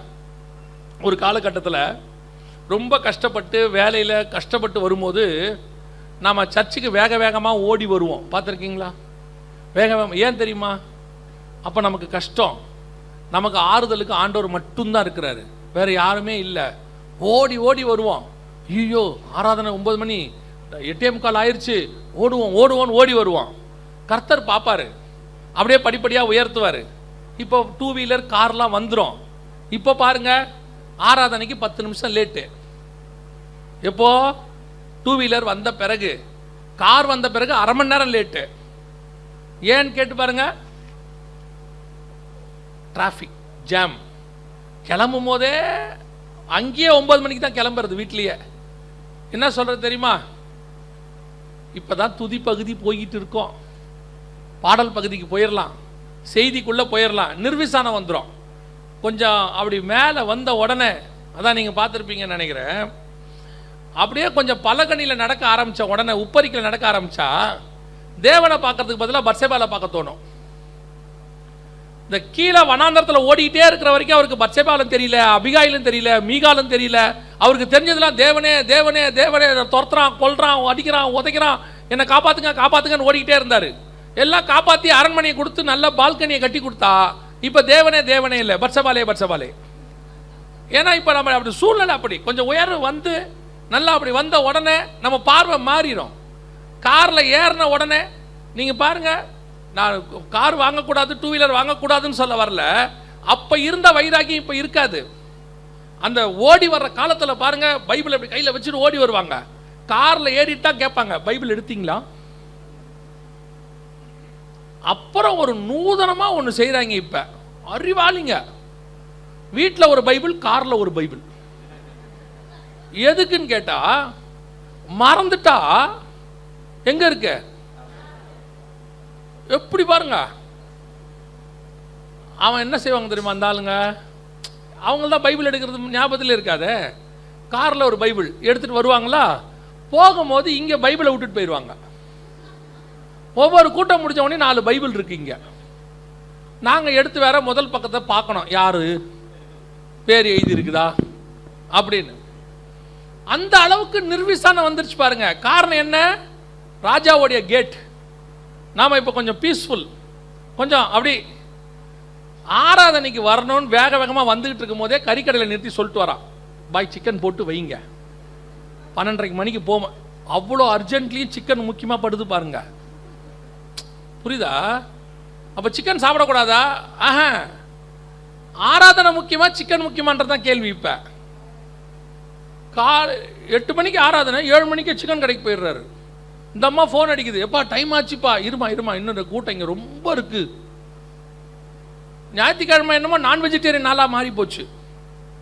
அந்த அளவுக்கு நிர்விசானம் இன்னைக்கு கிறிஸ்தவர்களுக்கு. ஏன்னா கிங்ஸ் கேட்டுக்கிட்ட வந்துட்டோம், கொலு மண்டபத்துக்கிட்ட வந்துட்டோம். இப்போ ஆண்டவர் பார்த்தாரு, மாத்திரா சூழ்நிலையே என்னாரு, கொஞ்சம் புரட்டி போட்டு பார்ப்போம். நல்லா போயிட்டு இருக்க நேரத்தில் கொரோனா வந்துடும். நல்ல பிஸ்னஸ் போயிட்டே இருக்கும்போது 2 பேர் ஆர்டரை நிறுத்திடுவார். அவர் யோசிப்பார், ஏன் ஆர்டர் நின்றுச்சு? ஆண்டவர் சொல்வார், சிக்கன் கடையில் நின்னல ஆர்டர் நிற்கும். சர்ச்சுக்கு 1/2 மணி நேரம் லேட்டாக வரும்போது உனக்கு அந்த வைராக்கியம் போயிடுச்சு இல்லை? நீ உனக்கு இருந்த வைராக்கியத்தை பார்த்தா நான் சந்தோஷப்பட்டு ஆசீர்வதிச்சேன். இப்போ உனக்கு என்ன போயிருச்சே? வைராக்கியம் போயிருச்சே. இப்போ கூட கர்த்தர் உன்னை தண்டிக்க விரும்பல, உணர்த்த விரும்புகிறாரு. இது வரும்போது கொஞ்சம் உணர்வடைஞ்சிட்டா நல்லதுன்றதுக்கு தான். திடீர்னு பெல்ஷாத்சார் வந்துட்டார். எங்கே வந்துட்டார்? பாபிலோனுக்கு ராஜா மாறிட்டார். பெல்ஷாத்சார் வந்துட்டார். இவன் எப்பேற்பட்ட ராஜா? வாசிங்க தானியேல் புஸ்தகம் 5ஆம் அதிகாரம். தானியேல் புஸ்தகம் 5ஆம் அதிகாரம் 3வது வசனம் வாசிங்க. அப்பொழுது எருசலேமில் உள்ள தேவனுடைய வீடாகிய ஆலயத்திலிருந்து எடுக்கப்பட்ட பொற்பாத்திரங்களை கொண்டு வந்தார்கள். அவைகளில் ராஜாவும் அவனுடைய பிரபுக்களும் அவனுடைய மனைவிகளும் அவனுடைய வைப்பாட்டிகளும் குடித்தார்கள். நல்லா கவனிங்க, இவன் எப்பேற்பட்டவன் தெரியுமா? தானியேலுடைய தேவன் மேல அவனுக்கு அன்பு கிடையாது, மரியாதை கிடையாது. தானியேலுடைய மரியாதை கிடையாது, ஒன்றும் கிடையாது. அப்படியே குவைட் ஆப்போசிட்டான கிங், ஆப்போசிட்டான சூழ்நிலை, ஆப்போசிட் சீசன். இதுக்கு முன்னாடி இந்த ராஜா எப்படிப்பட்டவர்? 1ஆம் அதிகாரம் வாசிங்க, 1ஆம் அதிகாரம் 2ஆம் வசனம் வாசிங்க. அப்பொழுது ஆண்டவர் யூதாவின் ராஜாவாகிய யோயாக்கீமையும் தேவனுடைய ஆலயத்தின் பாத்திரங்களில் சிலவற்றையும் அவன் கையில் ஒப்பு கொடுத்தார். அவன் அந்த பாத்திரங்களை சினையார் தேசத்திலுள்ள தன் தேவனுடைய கோவிலுக்கு கொண்டு போய் அவைகளை தன் தேவனுடைய பண்டசாலைக்குள் வைத்தான். அவன் எப்படிப்பட்டவன் தெரியுமா? கர்த்தருடைய ஆலயத்திலிருந்து கொண்டு வந்த பாத்திரத்தை எங்க வைக்கிறான்? அவன் ஆலயத்தில் இருக்கிற ஸ்டோர் ரூம்ல வைக்கிறான். அதுக்கு ஒரு கனம் கொடுக்குறான், மரியாதை கொடுக்குறான். அது எங்க இருக்கணும்னு அவனுக்கு தெரியுது. இவன் எப்பேற்பட்டவன் தெரியுமா? அடுத்து வந்தவன் அப்படியே ஆப்போசிட், தலைகீழ எடுத்துன்னு வாடான்னு சொல்லிட்டு அதுல மதுபானம் ஊற்றி குடிக்கிறான், கேவலப்படுத்துறவன். சில நேரங்களில் கர்த்தர் நல்லா போயிட்டு இருக்கும் போது யாருக்கையாவது பிடிச்சி கொடுத்துருவார். வரவனுக்கு நம்ம மரியாதை தெரியாது. முன்னாடி இருந்த அதிகாரிக்கு தெரிஞ்சிருக்கும், முன்னாடி இருந்த சுப்பீரியருக்கு நம்மளை பற்றி தெரிஞ்சிருக்கும், சூப்பர்வைசருக்கு. இப்போ இருக்கிறவருக்கு நம்மளை பற்றி ஒன்றுமே தெரியாது. அவன் வரும்போதே யோ இங்கே வாயாம்பான். இதுக்கு முன்னாடி இருந்தவர் நம்மளை எப்படி கூப்பிட்டுருப்பாரு? Sir அல்லனா brother. ஏன்னா நம்மளை பற்றின அவருக்கு எல்லா விஷயமும் தெரிஞ்சிருக்கும். இவர் லஞ்சம் வாங்க மாட்டார், இவர் கரெக்டாக இருப்பார், இவர் நல்ல தேவபக்தி உள்ள மனுஷன், இவர் யாரையும் திட்டி பேச மாட்டார், நம்மளை பற்றின ஒரு நல்ல அபிப்பிராயம் இருந்திருக்கும். அப்படியே ஆப்போசிட்டாக மாறிடும் பாருங்க. திடீர்னு வரும் பாருங்க சூழ்நிலை. அவன் கூப்பிடும் போதே மரியாதை இல்லாமல் தான் கூப்பிடுவார். அந்த ஆளை கூப்பிடும்பாரு, நான் யா பண்ணுறான்னு கேட்பாரு. எங்கே பார்த்தாலும் எல்லா சூழ்நிலையும் மாறிக்கும், திடீர்னு மாறிடும். பக்கத்து வீட்டுக்காரன் நல்லவர் இருப்பார், காலி பண்ணிட்டு போயிட்டு ஒரு உபத்திரம் வந்து நிற்கும் பக்கத்து வீட்டில். நம்மளை கண்டாலே அதுக்கு பிடிக்காது. ஏன் பிடிக்காது தெரியாது. திடீர்னு எல்லாமே தலைக்கீழ ஆன மாதிரி ஆகிடும். ஏன் அப்படி ஆகுது? பல நேரங்களில் நாம் கிங்ஸ் கேட்டில் உட்காந்துடுறோம். உட்காந்துட்டு நமக்கு அதுக்கப்புறம் தேவனை தேடுகிறதான அந்த வைராக்கியம் எல்லாம் போயிடுது, சர்வசாதாரணமாக ஆயிடுறோம். அன்னைக்கு இந்த அதான் ஆண்டவர் கேட்குறாரு சபையை பார்த்து, ஆதியிலே கொண்டிருந்த அன்பை விட்டா என்று உன் பேரில் எனக்கு ஒரு குறை உண்டு. இந்த நீ அந்த அன்பு இருக்குதா? ஃபர்ஸ்ட்ல இருந்த அந்த அன்பு இப்போ இருக்குதா? பாருங்க, ஆரம்பத்தில் சர்ச்சுக்கு வரும்போது தசமாம் காணிக்கெல்லாம் பக்கா கரெக்டாக கொடுப்பாங்க. மனைவிட்ட சொல்லுவாங்க, அந்த குறைவான சம்பளம் வரும்போது சொல்லுவாங்க, அம்மா தசமாம் காணிக்கை எடுத்து வச்சிட்டியாம்மா அப்படின்னு கேட்பாங்க. நல்லா பெருசாக ஆகி ஆண்டவர் வியாபாரத்தெல்லாம் ஆசீர்வச்சிருவார். ஆசீர்வச்ச பிறகு இப்போ கேள்வி மாறும், ஏமா இவ்வளோத்தையும் சர்ச்சுக்கேவா கொடுக்கணும்? கொஸ்டின் மாறுதா? ஏன் இந்த கொஸ்டின் ஆரம்பத்தில் வரல? 1000 ரூபாய் சம்பளம் வரும்போது 100 ரூபாய் கொடுக்கறதுக்கு மனசு என்னவா இருந்துச்சு? உண்மையாக இருந்துச்சு.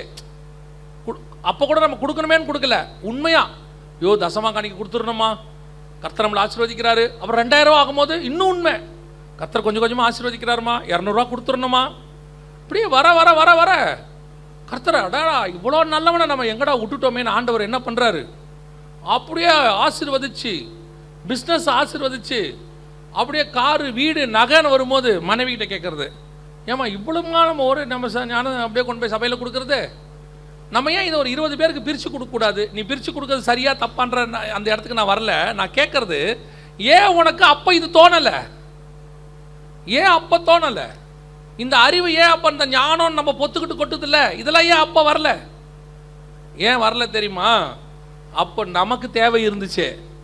இப்போ நம்ம கிங்ஸ் கேட்டில் உட்காந்துருக்கோம். இப்போ நம்ம யோசிக்கிறதுக்கு இடத்துக்கு வந்துட்டோம்.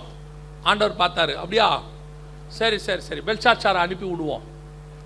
அஸ்பனாசுக்கிட்ட இருக்கும்போது ஒழுங்காக இருந்தியா, நடுவில் கொஞ்சம் ராஜா வந்துட்டு நீ நல்லவனா ரொம்ப சந்தோஷமாயிட்டியா, இப்போ அடுத்த ஆளை அனுப்பி விட்றேன். யார்? பெல்ஷாத்சார். இவன் யார்? அப்படியே ஆப்போசிட்டு. எடுத்துனா பாத்திரத்தை என்ன பண்ணலாம்? மதுபானம் ஊற்றி குடிக்கிறவன், கேவலப்படுத்துகிறவன், அவங்க கையில் பிடிச்சி கொடுப்பாரு. பல நேரங்களில் அப்படிப்பட்ட ஆட்கள் எழும்பி வருவார்கள். ஆனால் இங்கே நம்ம அடுத்த வைராகியத்தை காட்ட வேண்டிய இடத்துக்கு வந்துட்டோம். என்ன வைராகியம்? முதல் ராஜா நல்ல ராஜா, ஆனால் அவனுடைய உடன்படிக்கையில் சேர மாட்டேன்னு தானியேல் சொன்னான். ஆனால் இவன் மோசமான ராஜா. ஆனால் இவன் என்ன பண்ணுறான் தெரியுமா? உடன்படிக்கை இல்லை, இவன் ஆசீர்வாதமே கொடுக்குறான். என்ன கொடுக்குறான் பாருங்க, வாசிங்க 5ஆம் அதிகாரம் தானியேல் புஸ்தகம் 17-16 வாசிங்க பாருங்க. பொருளை வெளிப்படுத்தவும் கருகலானவைகளை தெளிவிக்கவும் உன்னாலே கூடும் என்று உன்னை குறித்து கேள்விப்பட்டேன். இப்பதான் யாரை பத்தி கேள்வியே படுறாரு? அப்பா காலத்துல தானியேல் யாரு? அப்பாக்கு பக்கத்துல இருக்கிறாள். பையன் வரும்போது இவனுக்கு மரியாதையே இல்லை. தானியேலை எங்கே அமுச்சு விட்டாங்க போல போஸ்டிங்ல. ஒரு சூழ்நிலை வரும்போது தான் தானியேலை கூப்பிடுறாங்க, உங்களை பத்தி கேள்விப்பட்டேன், உன்னை குறித்து கேள்விப்பட்டேன். இப்போதும் நீ இந்த எழுத்தை வாசிக்கவும் இதன் அர்த்தத்தை எனக்கு தெரிவிக்கவும் உன்னாலே கூடுமானால் நீ இரத்தாம்பரமும் கழுத்திலே பொற்சரப்பணியும் தரிக்கப்பட்டு ராஜ்யத்திலே 3ஆம் அதிபதியாய் இருப்பாய் என்றான். சம ஆசீர்வாதம். முன்னாடி இருந்ததை விட இப்போ என்னவா மாறுது? சூழ்நிலை வேற மாதிரி மாறுது. பிரச்சனைக்கு நடுவில் திடீர்னு ஒரு ஆள் வந்து சொல்றாரு. என்ன சொல்றாரு? உனக்கு ஆசீர்வாதத்தை விட இப்போ பயங்கரமான ஆசீர்வாதம் டபுள் மடங்கு வருது. எந்த இடத்துக்கு வருது தெரியுமா? கிங் போஸ்டே வருது, 3rd பர்சன். ஏன்னா அந்த பாபிலோன் சாம்ராஜ்யத்துக்கு மொத்தத்துக்கு ஒரு ராஜா இருப்பார். அவருக்கு கீழே தான் பெல்ஷாத்சார். பெல்ஷாத்சார் சொல்றாரு, எனக்கு கீழே அடுத்து நீ தான் ராஜா, 3வது ராஜாவா உன்னை வைக்கிறேன். இப்போ தானியேலுக்கு போஸ்டிங் என்னவா மாறப்போகுது?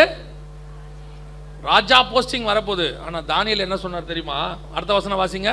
அப்பொழுது தானியேல் ராஜ சமூகத்தில் பிரயுத்தரமாக, உம்முடைய வெகுமானங்கள் உம்மிடத்திலேயே இருக்கட்டும், நீயே வச்சுக்கடா, உம்முடைய பரிசுகளை வேறொருவனுக்கு கொடும், வேற யாருக்காவது கொடுறா, இந்த எழுத்தை நான் ராஜாவுக்கு போதும், உன் ஆசீர்வாதம் உங்ககிட்டயே இருக்கட்டும், உன்னுடைய இதை வேற யாருக்காவது கொடு, எனக்கு தேவையில்லை. ஏன் தெரியுமா? இதுதான் தானியேல் பாராட்டின அடுத்த வைராக்கியம். நீ ராஜாவா இரு, நீ பெரிய ஆசீர்வாதத்தை எனக்கு கொடு, பெரிய போஸ்டிங்கை கொடு, பொற்சனி போடு, 3வது பிளேஸ்க்கு மாத்து, அதெல்லாம் முக்கியம் இல்லை. என் தேவனை தூஷித்த உன் கையிலேருந்து ஒன்னையுமே நான் வாங்க மாட்டேன், அதை உங்ககிட்டே வச்சுக்கிட்டோன்ட்டான். இன்னைக்கு இந்த வைராக்கியம் நமக்கு வருமா? இன்னைக்கு வருமா அந்த வைராக்கியம்? நம்ம ஆண்டவரை திட்டினா என்ன, பேசினா என்ன, பணம் கிடைச்சா போதும்னு ஒரு கூட்டம், பேய் கூட்டம் அலையுது இன்னைக்கு இருக்கு. ராஜா யாரை திட்டினா என்ன, எந்த தேவனை புகழ்ந்தா என்ன, மதுபானம் குடிச்சா என்ன, நமக்கு என்னையா போஸ்டிங் கிடைக்குதா, நமக்கு வந்து பதவி கொடுக்குறாங்களா, நம்ம கேட்குற கோரிக்கையை நிறைவேற்றி கொடுக்குறாங்களா? ராஜாவோட போய் உட்கார்ந்து கொள்ளுகிற எத்தனையோ பேர் இன்னைக்கு இருக்கிறாங்க. ஏன் இன்னைக்கு கிறிஸ்தவம் இவ்வளவு தரம் தாழ்ந்து போயிருக்குது? ஏன் இன்னைக்கு ஒரு தானியேல் நமக்கு கிடைக்கல தெரியுமா? அன்னைக்கு ராஜாவை பார்த்துட்டு என் தேவனை இகழுகிற நீ எனக்கு கொடுக்கிற ஆசீர்வாதம் வேணான்னு தூக்கி போட்டு போற தானியேல்கள் இருந்தாங்க பாருங்க. அன்னைக்கு ஆமான் வந்து நிற்கும் போது மொர்தெக்காய் எழுந்திருக்க மாட்டேன்ட்டான், எழுந்திருக்க முடியாதுன்ட்டான். ஏன்? என் தேவனை தூஷிக்கிற நீ எனக்கு எதுக்கு? என் ஜனங்களை கேவலமா நடத்துற நீ எதுக்கு? நான் உனக்கு எதுக்கு மரியாதை கொடுக்கணும்? அந்த வைராக்கியம் இன்னைக்கு இல்லை கிறிஸ்தவர்கள் கிட்ட. கிறிஸ்தவனை அடிச்சா என்ன, கிறிஸ்தவனை கொன்னா என்ன, சபைகளை இடிச்சா என்ன, அவங்களோட போய் கூட்டணி வச்சுக்கிற ஒரு குரூப்பு, அவங்ககிட்ட போய் போஸ்டிங் வாங்கிக்கிற ஒரு குரூப்பு, இது பத்தாததுக்கு ராஜாக்களோட போய் உட்காந்துக்கிட்டு ஏதோ உலக ஆசீர்வாதத்துக்காக வைராக்கியம் பாராட்டாத ஒரு குரூப். தானியேல் சொல்றான், உன் ஆசீர்வாதம் உங்ககிட்டயே இருக்கட்டும், நீ இதை என்ன செய்ய, வேற யாருக்காவது கொடு. ஏன்? என்னை உயர்த்த என் தேவனுக்கு தெரியும், என்னை உயர்த்த என் தேவனுக்கு தெரியும். நீ என்ன ராஜாவாக்குறது? நாங்கள் ராஜாக்களும் ஆசாரியருமாய் அழைக்கப்பட்டவர்கள். இந்த வைராக்கியம் தான் வேணும். இன்னைக்கு சபைக்கு அந்த வைராக்கியம் இல்லை. கொஞ்சம் பணம் வருது, ஒரு ஆர்டர் வருது, ஒரு பதவி வருது, ஒரு பணம் வருது, உடனே எல்லா ஸ்பிரிச்சுவாலிட்டி எல்லாம் விட்டுட்டு உலகத்தான விட மோசமாக போகிறது. உலகத்தான விட மோசம் போய் அவரை இவரை பிடிச்சி போலியான டாக்குமெண்ட்ஸ் ரெடி பண்ணி அதுக்கு லஞ்சத்தை கொடுத்து ஒரு இடம் வாங்கிறதுக்கு எத்தனை ஃபோர்ஜரி பண்ற கிறிஸ்தவங்க ஆண்டவர் பார்த்துட்டே இருக்கிறார். நல்லா கவனிச்சுக்கொள்ளுங்க. சில நேரங்களில் நீங்கள் பாராட்டுகிற வைராக்கியம் உங்களுக்கும் உங்கள் சந்ததிக்கும் பிரயோஜனப்படும். இல்லை என்றால் நீங்கள் செய்வது உங்களை அல்லது உங்கள் சந்ததியை அடிக்கும். ரொம்ப கேர்ஃபுல்லாக இருந்து கொள்ளணும். கொடுக்கறது யாரு, என்ன பேசிஸில் கொடுக்குறாங்க அப்படின்னு தெரியணும். அதை வாங்கிறதுக்கு முன்னாடி, கை நீட்டுறதுக்கு முன்னாடி, ஏற்கனவே சொன்ன பாருங்க, கொடுக்குறவன் சோதோம் ராஜாவாக இருந்தால் வாங்கக்கூடாது, வாங்கக்கூடாது. அது கொடுக்கறது தேவனாக இருந்தால் வாங்கணும், தேவனுடைய ராஜாவாக இருந்தால் வாங்கணும். சோதோம் ராஜாவாக இருந்தால் பாதரட்சையை கூட வாங்கக்கூடாது. இன்னைக்கு எல்லாத்துக்கும் காம்ப்ரமைஸ் ஆகிறதுக்கு ஒரு குரூப் இருக்குது. எதை பற்றியும் கவலை கிடையாது, ஸ்பிரிச்சுவாலிட்டியை பற்றி கவலை கிடையாது, சபையை பற்றி கவலை கிடையாது, நம்ம கம்யூனியன் எடுக்கிறோமே, உண்மையாக இருக்கணுமே, வைராக்கியமாக இருக்கணுமே, எதுவும் கிடையாது. பணம், பதவி, ஆஸ்தி, எல்லாருக்கும் முன்னாடி ஒரு பெருமையாக நிற்கிறது. இதுக்காக பைபிளையே கேவலப்படுத்தக்கூடிய ஒரு குரூப் இன்னைக்கு கடைசி காலத்தில் எழும்பி நிற்குது. நீங்கள் எல்லாரும் ஒரு நாள் காணாம போவீர்கள். கர்த்தருக்கு வைராக்கியம் பாராட்டுறவன் மட்டும்தான் நிற்பான். ஒருவேளை இன்னைக்கு அவர்கள் பைத்தியக்காரர்கள் போல காணப்படுவார்கள். உலகம் என்ன சொல்லிக் கொடுக்கும்? கொஞ்சம் காம்ப்ரமைஸா போங்க, அட்ஜஸ்ட் பண்ணி போங்க, இந்த இடத்துல நம்ம இப்படி போனா தான் நெளிவு சுழிவா இருந்துக்கணும்.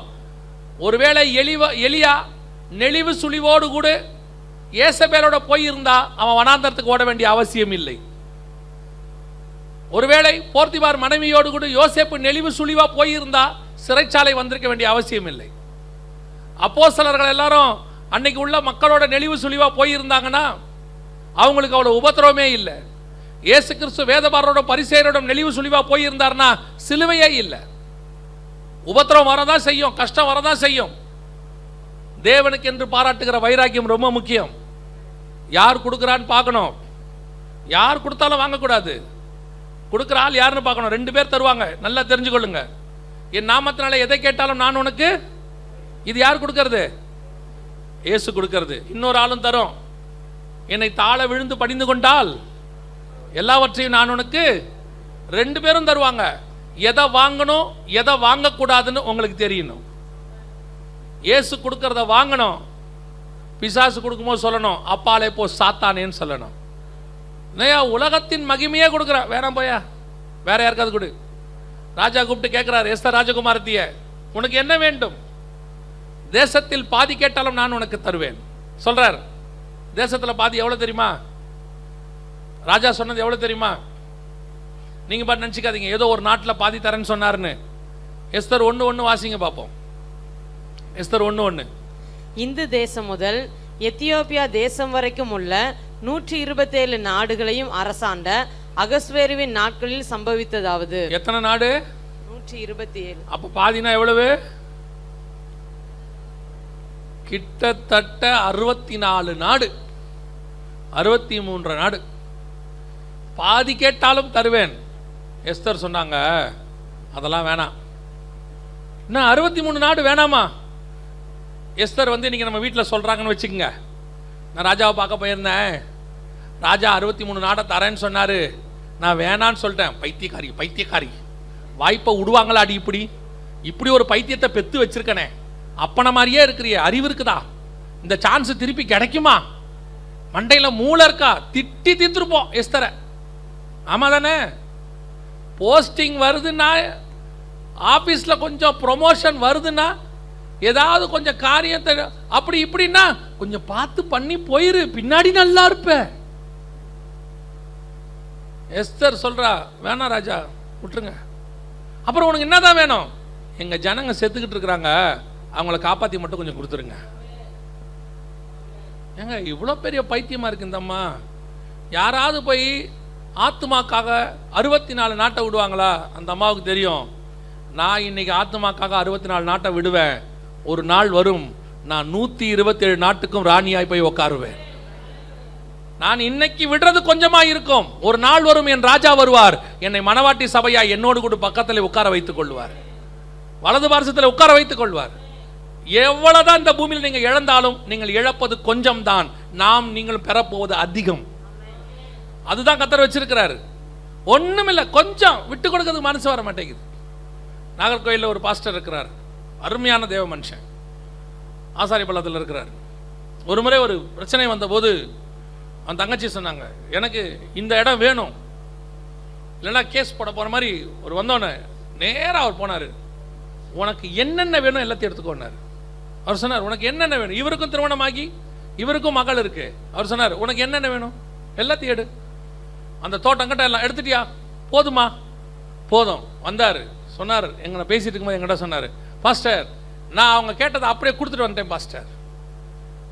நம்மளா தான் என்ன பண்ணுவோம், பைத்தியக்கார பாஸ்டர் இருக்காரு. அப்படியே ஒரு வக்கீலை பிடிச்சி கேஸை போட்டோம்னா 20 வருஷம் இழுத்தோம்னா அந்த ஆளும் செத்து போவோம், லேண்டும் நம்மக்கிட்ட வந்துடும். என்ன ஐடியா? அவர் சொன்னார், விட்டுட்டு வந்துட்டேன் பாஸ்டர். அவர் எனக்கு கொஞ்சம் மென்டர் மாதிரி நிறைய விஷயம் சொல்லி கொடுப்பாரு. அப்புறம் பாஸ்டர் என்ன பண்ணீங்க? ஒன்றும் இல்லை பாஸ்டர், அவ்வளோதான் போச்சு, கர்த்தர் அதை விட நிறைய எனக்கு கொடுத்துட்டார் பாஸ்டர். இன்னைக்கு இவ்வளோ பெரிய சபையை கட்டியிருக்கிறோம், அது என்ன பாஸ்டர், கர்த்தர் நம்மளை ஆசீர்வதிச்சிட்டார். இதுதான் கர்த்தர் ஆசீர்வதிக்கிற ஆசீர்வாதம். இன்னைக்கு நம்ம என்னவா பண்ணுறோம்? எப்படியாவது அநியாயம் பண்ணி அக்கிரமம் பண்ணி, நமக்கே தெரியும் அது நம்ம லேண்ட் இல்லைன்னு, நமக்கே தெரியும் அது நம்ம வீடு, அந்த வீடு நம்ம வீடு இல்லைன்னு. இத்தனை வருஷம் குடியிருந்திருக்கும், ஒரே நாளில் காலி பண்ண சொல்லிட்டாங்க. ஜபத்தோட கேஸை போடுவோம், சோத்திரத்தோட ஒரு வக்கீலை ஃபிக்ஸ் பண்ணுவோம். அப்புறம் தீர்ப்பு வர அன்னைக்கு குடும்பமாக சர்ச்சில் உபவாசம் இருப்போம். எங்களுக்கு சாதகமாக எப்படியாவது இந்த தீர்ப்பை. ஆண்டவர் சொல்றார் ஏசாயால, நீங்கள் எதுக்கு உபவாசம் இருக்கிறீர்கள்? வழக்குக்காகவும் அதுக்காகவும் நீங்கள் உபவாசம் இருக்கிறீர்கள். நல்லா தெரிஞ்சுக்கொள்ளுங்க, ஆசீர்வாதம் வர்றது எல்லாம் தேவனிடத்திலிருந்து வருகிறது அல்ல. சில ஆசீர்வாதங்களை வேண்டாம் என்று சொல்லுவதற்கு நீங்கள் தயாராக இருக்க வேண்டும். வேணான்னு சொல்லி பாருங்க, உங்களை கொண்டு போய் கர்த்தர் எங்கே உட்கார வச்சிருவார் தெரியுமா? வாசிங்க அந்த 5ஆம் அதிகாரம் அடுத்த வசனம் வாசிங்க. இது 17 வாசிங்களா? அந்த 29 30 வாசிங்க பார்ப்போம். அன்று ராத்திரியிலே, அந்த ராத்திரியிலே இன்னைக்கு ராஜா சொன்னார் பாருங்க, உனக்கு எல்லாம் தரேன்னு சொன்னார் பாத்தீங்களா? அதுக்கு முந்தின வசனத்துல கூட சொல்றாரு, தரும்படி கட்டளை இட்டான் அப்படின்னு இருக்கு இல்லையா? அந்த ராத்திரியிலே கல்தேயரின் ராஜாவாகிய பெல்சாத்சார் கொலை செய்யப்பட்டான். மேதியனாகிய தரியு தன் 62ஆம் வயதில் ராஜ்யத்தை கட்டி கொண்டான். நல்லா கவனிச்சு கொள்ளுங்க. ஏன் அந்த ஆசீர்வாதத்தை வேணான்னு சொன்னார் தெரியுமா? இந்த ஆசீர்வாதம் இன்னைக்கு நைட்டோட போயிடும். பிசாசு கொடுக்கிற ஆசீர்வாதம் டெம்பரவரி, தேவன் கொடுக்கிற ஆசீர்வாதம் தான் பர்மனன்ட். இன்னைக்கு நம்ம டெம்பரவரி ஆசீர்வாதம், பூமிக்குரிய ஆசீர்வாதத்துக்காக கொஞ்சம் அப்படியே காம்ப்ரமைஸ் ஆகி போறோம். பெல்சாத்சார் கொடுத்தா என்ன, சோதோம் ராஜா கொடுத்தா என்ன, யார் கொடுத்தா என்ன, ஆசீர்வாதம் ஆசீர்வாதம் தான். யாராவது வேணான்னு சொல்லுவாங்களா? நான் லஞ்சம் வாங்கல, அவங்க தான் வாங்கினாங்க, அதுல ஒரு பார்ட் எனக்கு கொடுத்தாங்க, நான் யாரையும் கேட்கல, அதுவா வந்துச்சு. ஆண்டவர் சொல்வாரு, சுகர் தானா வந்துச்சு, நீ போய் கேட்கல, யாரும் உனக்கு கொடுக்கல, ஆனா தானா வந்துச்சு. ஏன்? பணமும் தானா வந்துச்சு, அதை செலவு பண்றதுக்கு சுகரும் தானா வந்துச்சு. பெரிய அமௌண்ட் வாங்குங்க, கிட்னி ஃபெயிலியர் ஆகும். இன்னும் கொஞ்சம் பெரிய அமௌண்ட் வாங்குங்க, ஹார்ட்ல பிளாக் வரும். என்னடா அந்த ஆளு காலையில் வந்ததுக்கு இப்படி சொல்றானேன்னு கேட்குறீங்களா? இன்னைக்கு நிறைய பேர் இருக்கான் சுயநீதி. நான் கேட்கல, நான் சொல்லல, அவங்க எல்லாம் செஞ்சாங்க, கொடுத்தாங்க, நானும் வாங்கிக்கிட்டேன். நானா போய் கேட்டாதானே தப்பு? ஆண்டவர் சொல்றார், நீயா கேட்டாதானே தப்பு, நானே தர வச்சுக்கோ. கவனிச்சு கொள்ளுங்க. பல நேரங்களில் நீங்கள் வாங்குகிற ஆசீர்வாதம் டெம்பரவரி. அந்த ஆசீர்வாதத்தை தானியேல் மட்டும் சரின்னு சொல்லியிருந்தாருன்னு வச்சுங்களேன், அன்னைக்கு நைட்டோட ஆசீர்வாதம் முடிஞ்சு. பொற்பனியை போட்டு 3ன்பாங்க, தறியை வந்து சொல்லுவான் உள்ளே பிடிச்சி போடுங்கன்பான். வாங்காமே இருந்திருக்கலாம். அப்போ நம்ம தோணும்ல, அதுக்கு தான் தானியேல் சொல்கிறாரு எனக்கு அது வேணாம். பல நேரங்களில் ஆண்டவர் நமக்கு நிரந்தர ஆசீர்வாதத்தை வச்சிருக்கிறார். ஆண்டவர் வச்சிருக்கிற ஆசீர்வாதம் எல்லாம் மேலானது. அது பர்மனன்ட் ஆசீர்வாதம். அதை ஒருவனும் நம் கையிலிருந்து எடுக்கவே முடியாது. அல்லேலூயா. அதை விரும்புகிறவர்களா இருங்க. அதை கேளுங்க ஆண்டவர்கிட்ட.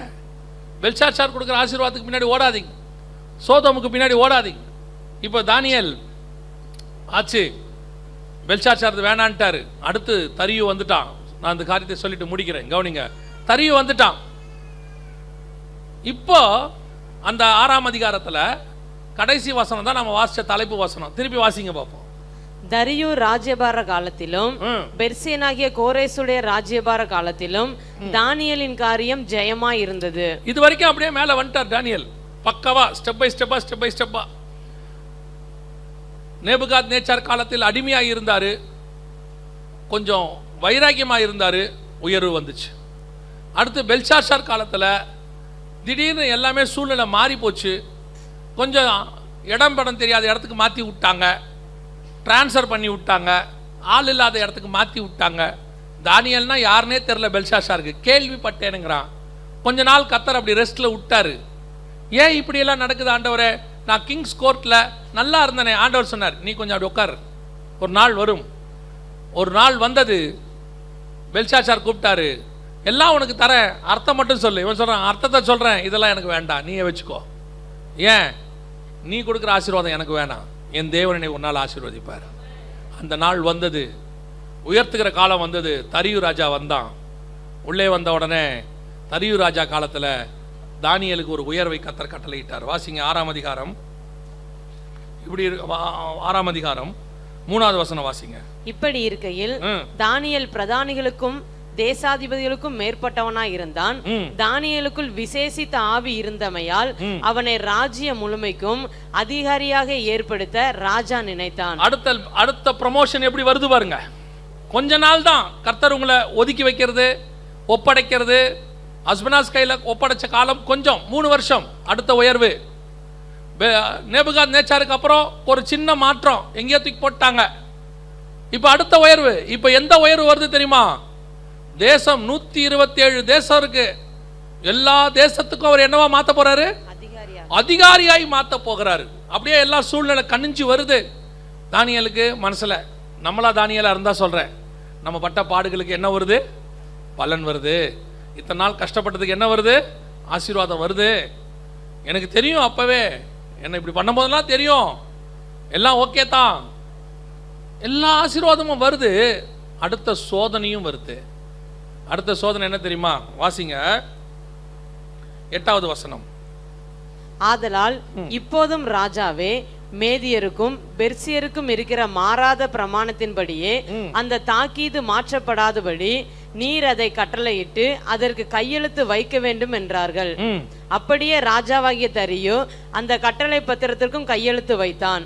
தானியேலோ வென்றால் அந்த பத்திரத்துக்கு கையெழுத்து வைக்கப்பட்டதென்று அறிந்த போதிலும் தன் வீட்டு போதும். இதான் 3வது.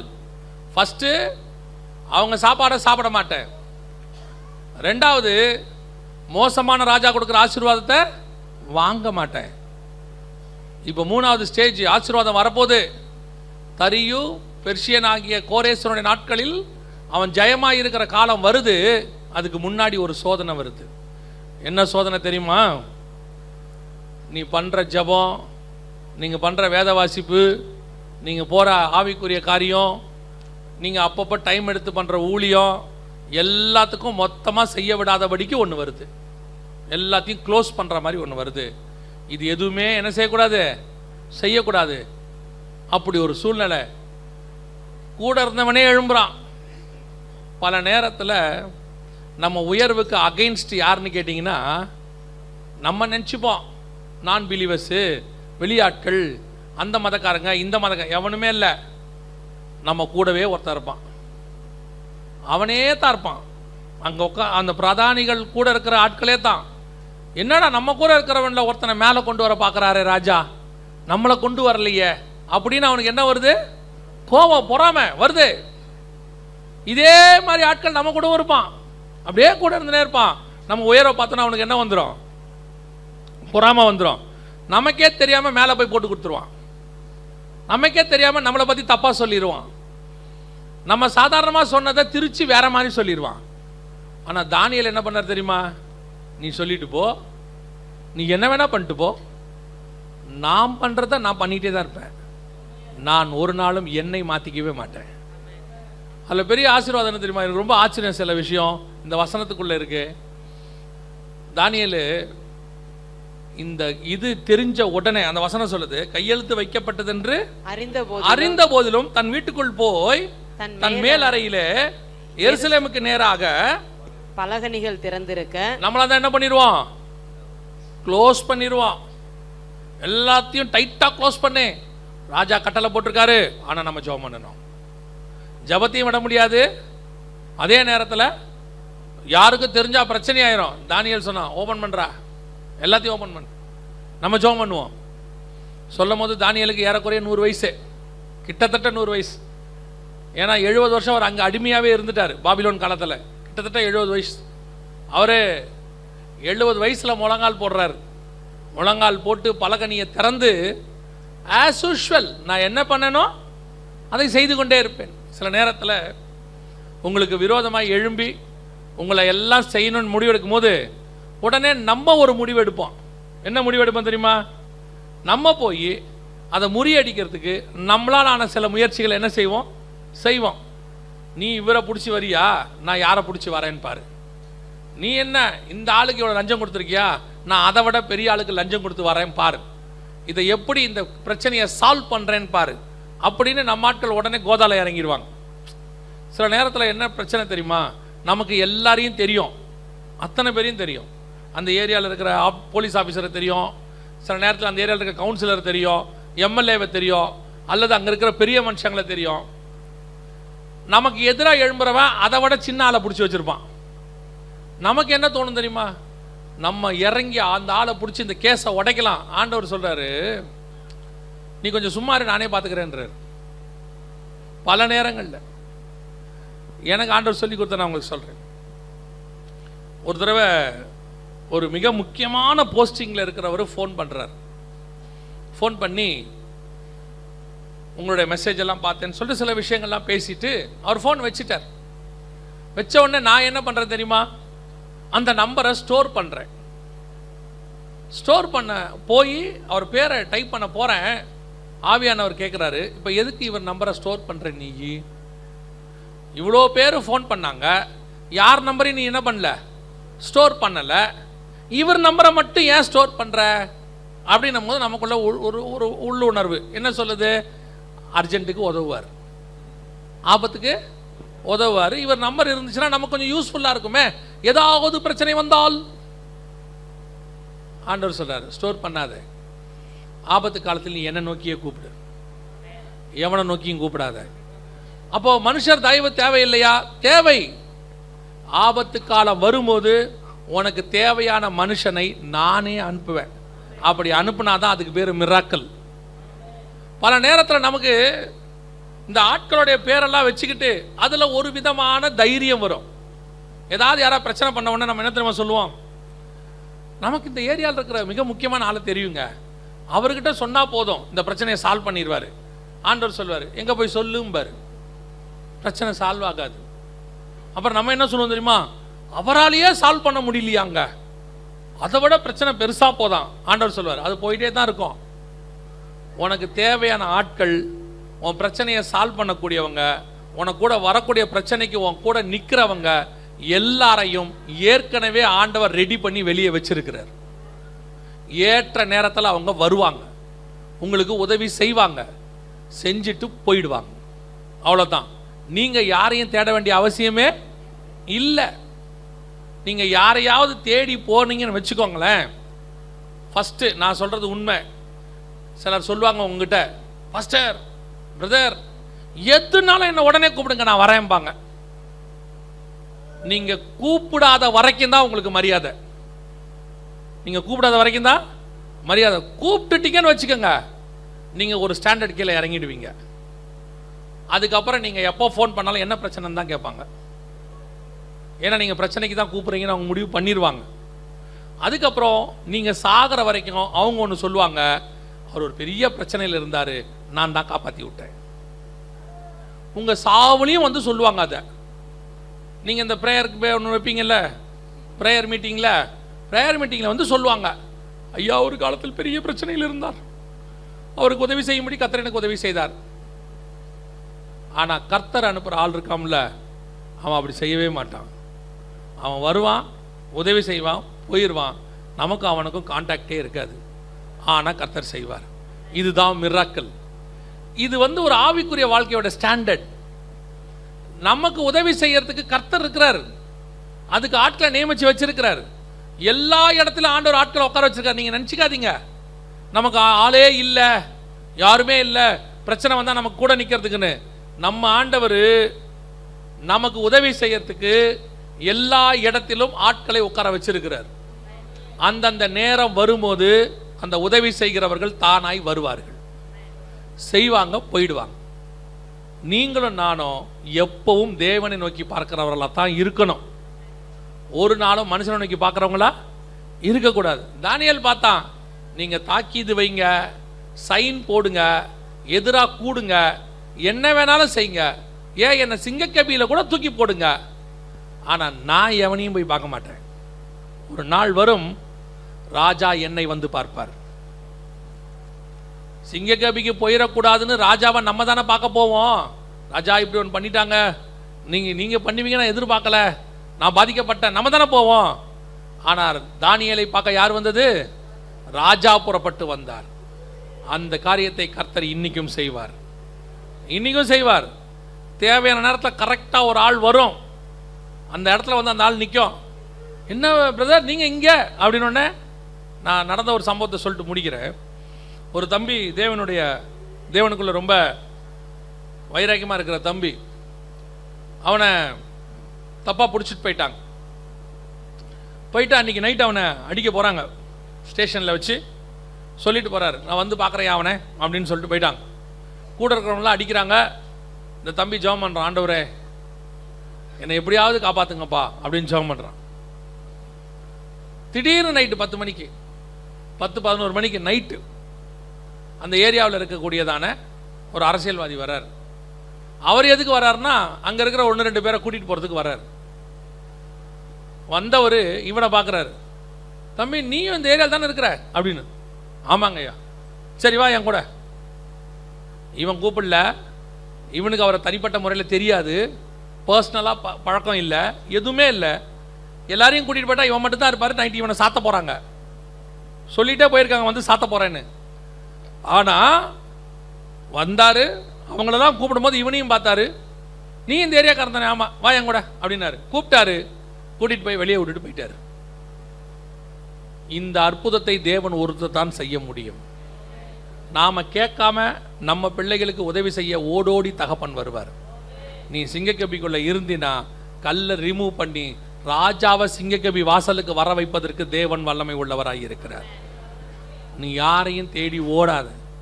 போனினா நேர நஷ்டம், பண நஷ்டம், எல்லாம் நஷ்டம். உங்கள்கிட்ட பணத்தை வாங்கிட்டு ஏமாத்திடுவாங்க. உதவி செய்கிறேன்னு உன் பணத்தை கறந்துக்கிட்டே இருப்பாங்க. நீ தேவ சமூகத்தில் காத்திருங்க, பார்ப்போம். அற்புதம் வேறு விதமாய் வரும், அதிசயம் வேறு விதமாய் நடக்கும். கர்த்தர் யாரை எங்கே எப்படி அனுப்புவார்னு தெரியாது, ஆனால் அனுப்புவார். கர்த்தர் ஒரு நாளும் கைவிடவே மாட்டார். அவர் நீதியுள்ள நியாயாதிபதி. உலகத்தில் இருக்கிறவனிலும் நம்மில் இருக்கிறவர் பெரியவர். எல்லா சூழ்நிலைகளிலும் கூட நிற்பார், இன்னைக்கும் நிற்பார். நீங்கள் நம்ம என்ன நினச்சிக்கிறோம், ஸ்பிரிச்சுவலி மட்டும் நினச்சிக்கிறோம், நோயை குணமாக்குவார் அல்லது பிசாசு பிடிச்சிருந்தா விடுதலையாக்குவார். அது மட்டும் இல்லை, ஃபிசிக்கலாகவும் நமக்கு என்னென்ன தேவையோ எல்லாத்துலேயும் கர்த்தர் உதவி செய்வார். நம்முடைய தேவன் இன்னும் ஜீவனோடு கூடவே இருக்கிறார். தேவையான ஆட்களை எல்லா இடத்துலையும் கர்த்தர் ஃபிக்ஸ் பண்ணி வச்சிருக்கிறாரு. அதினதின் காலத்தில் கர்த்தர் நமக்கு உதவி செய்ய வல்லமை உள்ளவராக இருக்கிறார். அல்லேலூயா. இப்போ வசனத்தை வாசிங்க, முடிக்கலாம். அந்த 6ஆம் அதிகாரம் கடைசி வசனம் வாசிங்க. தரியுவின் ராஜ்யபார காலத்திலும் பெர்சியனாகிய கோரேசுடைய ராஜ்யபார காலத்திலும் தானியேலின் காரியம் ஜெயமாய் இருந்தது. இவ்வளத்தையும் கடந்து வந்த பிறகு தானியேல் சாகிற வரைக்கும் ஜெயமாக வாழ்ந்தான்னு வசனம் சொல்லுது.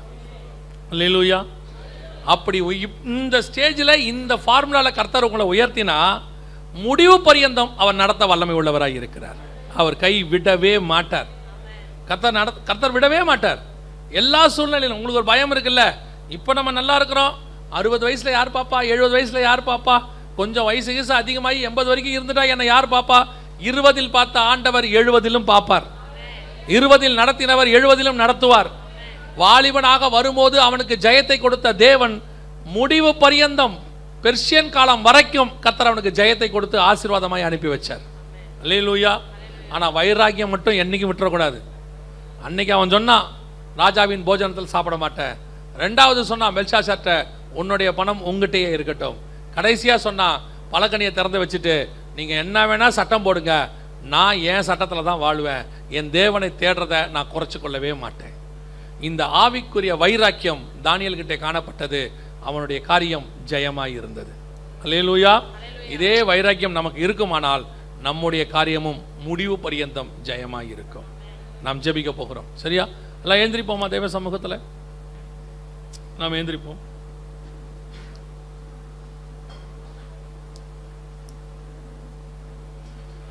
எல்லாம் கண்களை மூடுவோம். ஒருவேளை பேச வேண்டாம். ஒருவேளை இந்த நிலைகளில் நீங்கள் எதில் வேணாலும் இருக்கலாம். அஸ்மனாஸ் கையில் நீங்கள் ஒப்படைக்கப்பட்டிருக்கலாம். ஒருவேளை பெல்ஷாத்சார் கையில் நீங்கள் ஒப்படைக்கப்பட்டிருக்கலாம். அல்லது சிங்கங்கள் கையில் நீங்கள் ஒப்படைக்கப்பட்டிருக்கலாம். அஸ்மனாஸ் கையில் ஒப்படைக்கப்பட்ட போது தானியேலுக்கு ஒரு வைராக்கியம் இருந்தது. பெல்ஷாத்சார் கையில் ஒப்படைக்கும் போது அவனுக்கு அந்த வைராக்கியம் இன்னும் வளர்ந்திருந்தது. சிங்கக்கபியில போடும்போது அவன் வைராக்கியம் இன்னும் அதிகமாய் காணப்பட்டது. நான் போய் ராஜாவை பார்க்கவே மாட்டேன், ராஜா என்ன பார்க்க வருவார். பாருங்க, இது கேட்கறதுக்கு வேணா ரொம்ப பெருமையா இருக்கிற மாதிரி இருக்கும். ராஜா தானியேலை பிரதானிகளுக்கு தலைவராக வைக்க நினைத்திருந்தான். தானியேல் மேல ராஜாவுக்கு தனி அன்பு பாசம். தானியேல் மாட்டிக்கிட்டான்னு தெரிஞ்சவனா ராஜா சாப்பிடல, ராஜா கீத வாக்கியங்கள் கேட்கல, ராஜா தூங்கல. ஏர்லி மார்னிங் சிங்கக்கபிக்கு ஓடி வரானா. அப்படின்னா அப்பேற்பட்ட க்ளோஸான ராஜாவை ஒரு பிரச்சனை வரும்போது, சூழ்நிலை வரும்போது நான் போய் பார்க்கணும்னு தானியேல் நினைக்கவே இல்லை. பாருங்க, அவனுக்கு தெரியும் இதை விட மேலான ராஜா ஒருத்தர் என் கூட இருக்கிறார். இந்த ராஜா சிங்க கெபிலிருந்து தான் தூக்குவாரு, ஆனா ஏன் ராஜா சிங்கத்தின் வாய்க்கே என்னை தப்புவிக்க வல்லமை உள்ளவராக இருக்கிறார். இந்த உலகத்தில் இருக்கிற ராஜாக்கள் ஒரு குறிப்பிட்ட காலகட்டம் வரைக்கும் தான் உதவி செய்ய முடியும். இன்னைக்கு கடைசி காலத்தில் ராஜாக்களை தேடி ஓடுகிற கூட்டம், ராஜாக்கள்கிட்ட போய் ஆப்ளிகேஷனுக்கு நிற்கிற கூட்டம், ராஜாக்கள் கிட்ட போயிட்டு ஆசீர்வாதத்துக்காக நிற்கிற கூட்டம், அதுக்காக ராஜாக்களை புகழுகிற ஒரு கூட்டம், ராஜகுமாரத்திகளை புகழுகிற ஒரு கூட்டம், அவங்க கிட்ட போய் கையேந்துகிற ஒரு கூட்டம். ஆனால் தானியேலோ வென்றால் பிரச்சனை வந்த போது கூட, தன் கழுத்து போகிற நேரத்தில் கூட அவனுக்கு ஒன்று தெரியும், இந்த ராஜா அல்ல, எனக்கு ஒரு ராஜா இருக்கிறார். அந்த ராஜா என்னை ஒரு நாளும் விட்டு கொடுக்கவே மாட்டார். தானியேலுக்கு மட்டுமல்ல, தானியேலின் நண்பர்களுக்கும் தெரியும். அவர்களும் சொல்றாங்க, எங்கள் தேவன் எங்களை தப்புவிக்க வல்லமை உள்ளவராய் இருக்கிறார். இல்லை என்றாலும் கூட நீ வைத்த சிலையை நாங்கள் வணங்குகிறதில்லை. இதுதாங்க கர்த்தர் மேல வைக்கிற நம்பிக்கை. அன்றாட வாழ்க்கையில டெய்லி உன் பிரச்சனையில, சூழ்நிலையில, போராட்டத்தில், தேவைகள்ல, குறைவுகள்ல, உன் மரண நேரத்தில் கூட உனக்கு ஒரு வைராக்கியம் இருக்கணும். என் தேவனாகிய கர்த்தர் ஒருவரை தவிர என் கை யாருக்கு நேராகவும் ஏந்தாது, யாருக்கிட்டையும் போய் கெஞ்சாது, யாருக்கு முன்னாடியும் முதுகு குனியாது, யாருடைய காலிலையும் போய் விழாது. என் தேவனாகிய கர்த்தருக்கு முன்பாக மட்டும்தான் நான் நிற்பேன். எல்லாருக்கும் மரியாதை கொடுக்கணும், அது வேற, it's an respect, but worship only to the Lord. ஆராதனை அவர் ஒருவருக்கே, மரியாதை கொடுப்பது வேறு, உயர்த்துவது வேறு. இன்னைக்கு கடைசி காலத்தில் ராஜாக்களுடைய போஜனத்தில் உட்கார்ந்து சாப்பிட்றவங்க அதிகமாயிட்டாங்க. ஏசபேலுடைய போஜனத்தில் உட்கார்ந்து சாப்பிட்றவங்க அதிகமாயிட்டாங்க. இன்னைக்கு அவங்களோட கூட சேர்ந்து கொள்ளுகிறவங்க அதிகமாயிட்டாங்க. நீ எந்த தீர்க்கதரிசி? பாகால் தீர்க்கதரிசியா? ஏசவேலுடைய பந்தியில உட்கார தீர்க்கதரிசியா? அல்லது கர்த்தருக்காக வைராகியமா நிற்கிற எலியா தீர்க்கதரிசியா? நீ எந்த தானியேல்? நீ ராஜாவுடைய போஜனத்தில் உட்கார்ற தானியேலா? அல்லது பெல்ஷாத்சார் கொடுக்கிறதான பொற்சனிக்கும் அந்த போஸ்டிங்க்கும் அலைகிற தானியேலா? அல்லது உம்முடைய ஆசீர்வாதம் உங்ககிட்டயே இருக்கட்டும், என்னை உயர்த்துகிறவர் ஒருவர் இருக்கிறார், என்னை உயர்த்துகிறவர் ஒருவர் இருக்கிறார், அந்த வைராக்கியத்தோடு இருக்கக்கூடிய தானியேலா? உன்னை ஆராய்ந்து பார். நல்லா தெரிஞ்சுக்கொள்ளுங்க, நாம எப்படி ஆரம்பிக்கிறோங்கிறது முக்கியமே இல்லை, நீதிமானுடைய முடிவு தான் ரொம்ப முக்கியம். விசுவாசத்தை துவக்கிறது முக்கியம் இல்லை, விசுவாசத்தில் முடிக்கணும். எல்லாரும் பாடிக்கு பக்கத்தில் வந்து நின்று நல்லவன் சொல்றதுல பிரயோஜனமே இல்லை. நீ பரலோகத்தில் நுழையும் போது உண்மையும் உத்தமன்னு தேவன் சொல்லணும், அதான் முக்கியம். மனுஷனுடைய புகழ்ச்சி ஏமாற்றம், தேவனுடைய புகழ்ச்சி தான் நித்தியம். ஒப்பு கொடுப்போமா தேவ சமூகத்தில்? உனக்கு உன் சுய அறிவை நம்பி, உனக்கு இருக்கிற ஞானத்தை நம்பி அவரை பிடிச்சி இவரை பிடிச்சி மேலே வந்து இப்படிலாம் செஞ்சு மேலே வந்து 70-80 வயசு வரைக்கும் அதுக்கு மேலே நீ தாண்ட மாட்டேன். இப்போ உங்களுக்கு நீங்கள் ஞானமாக தெரியும், இந்த மாதிரி செய்திகள்லாம் உங்களுக்கு வந்து அபத்தமாக தெரியும்.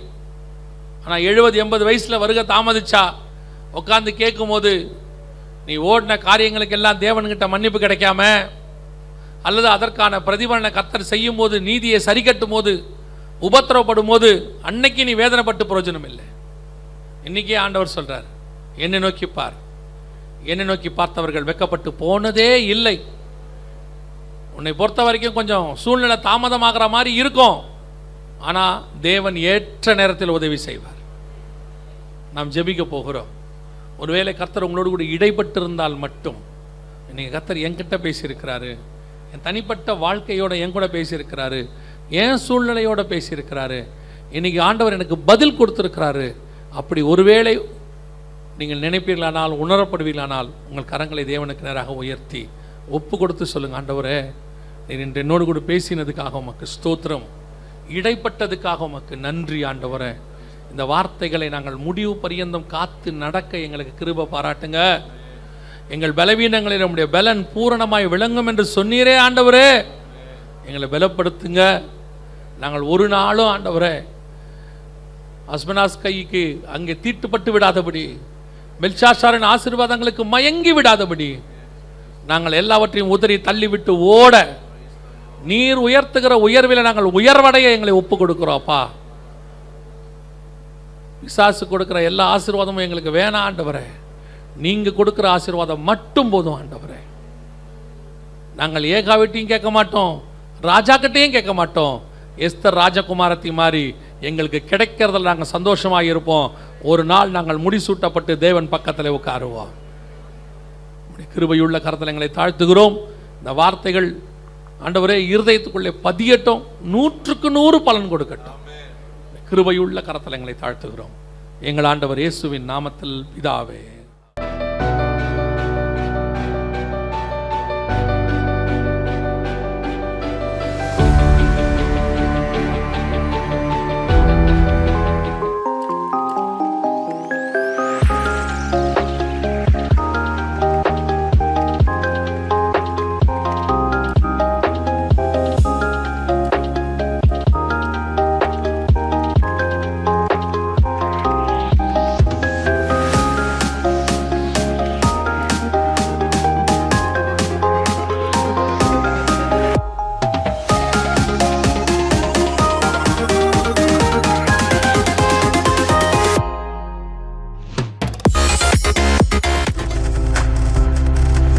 நீங்கள் பார்த்து கொண்டிருப்பது உங்கள் ஜாய் டிவி. உங்கள் துக்கம் சந்தோஷமாய் மாறும்.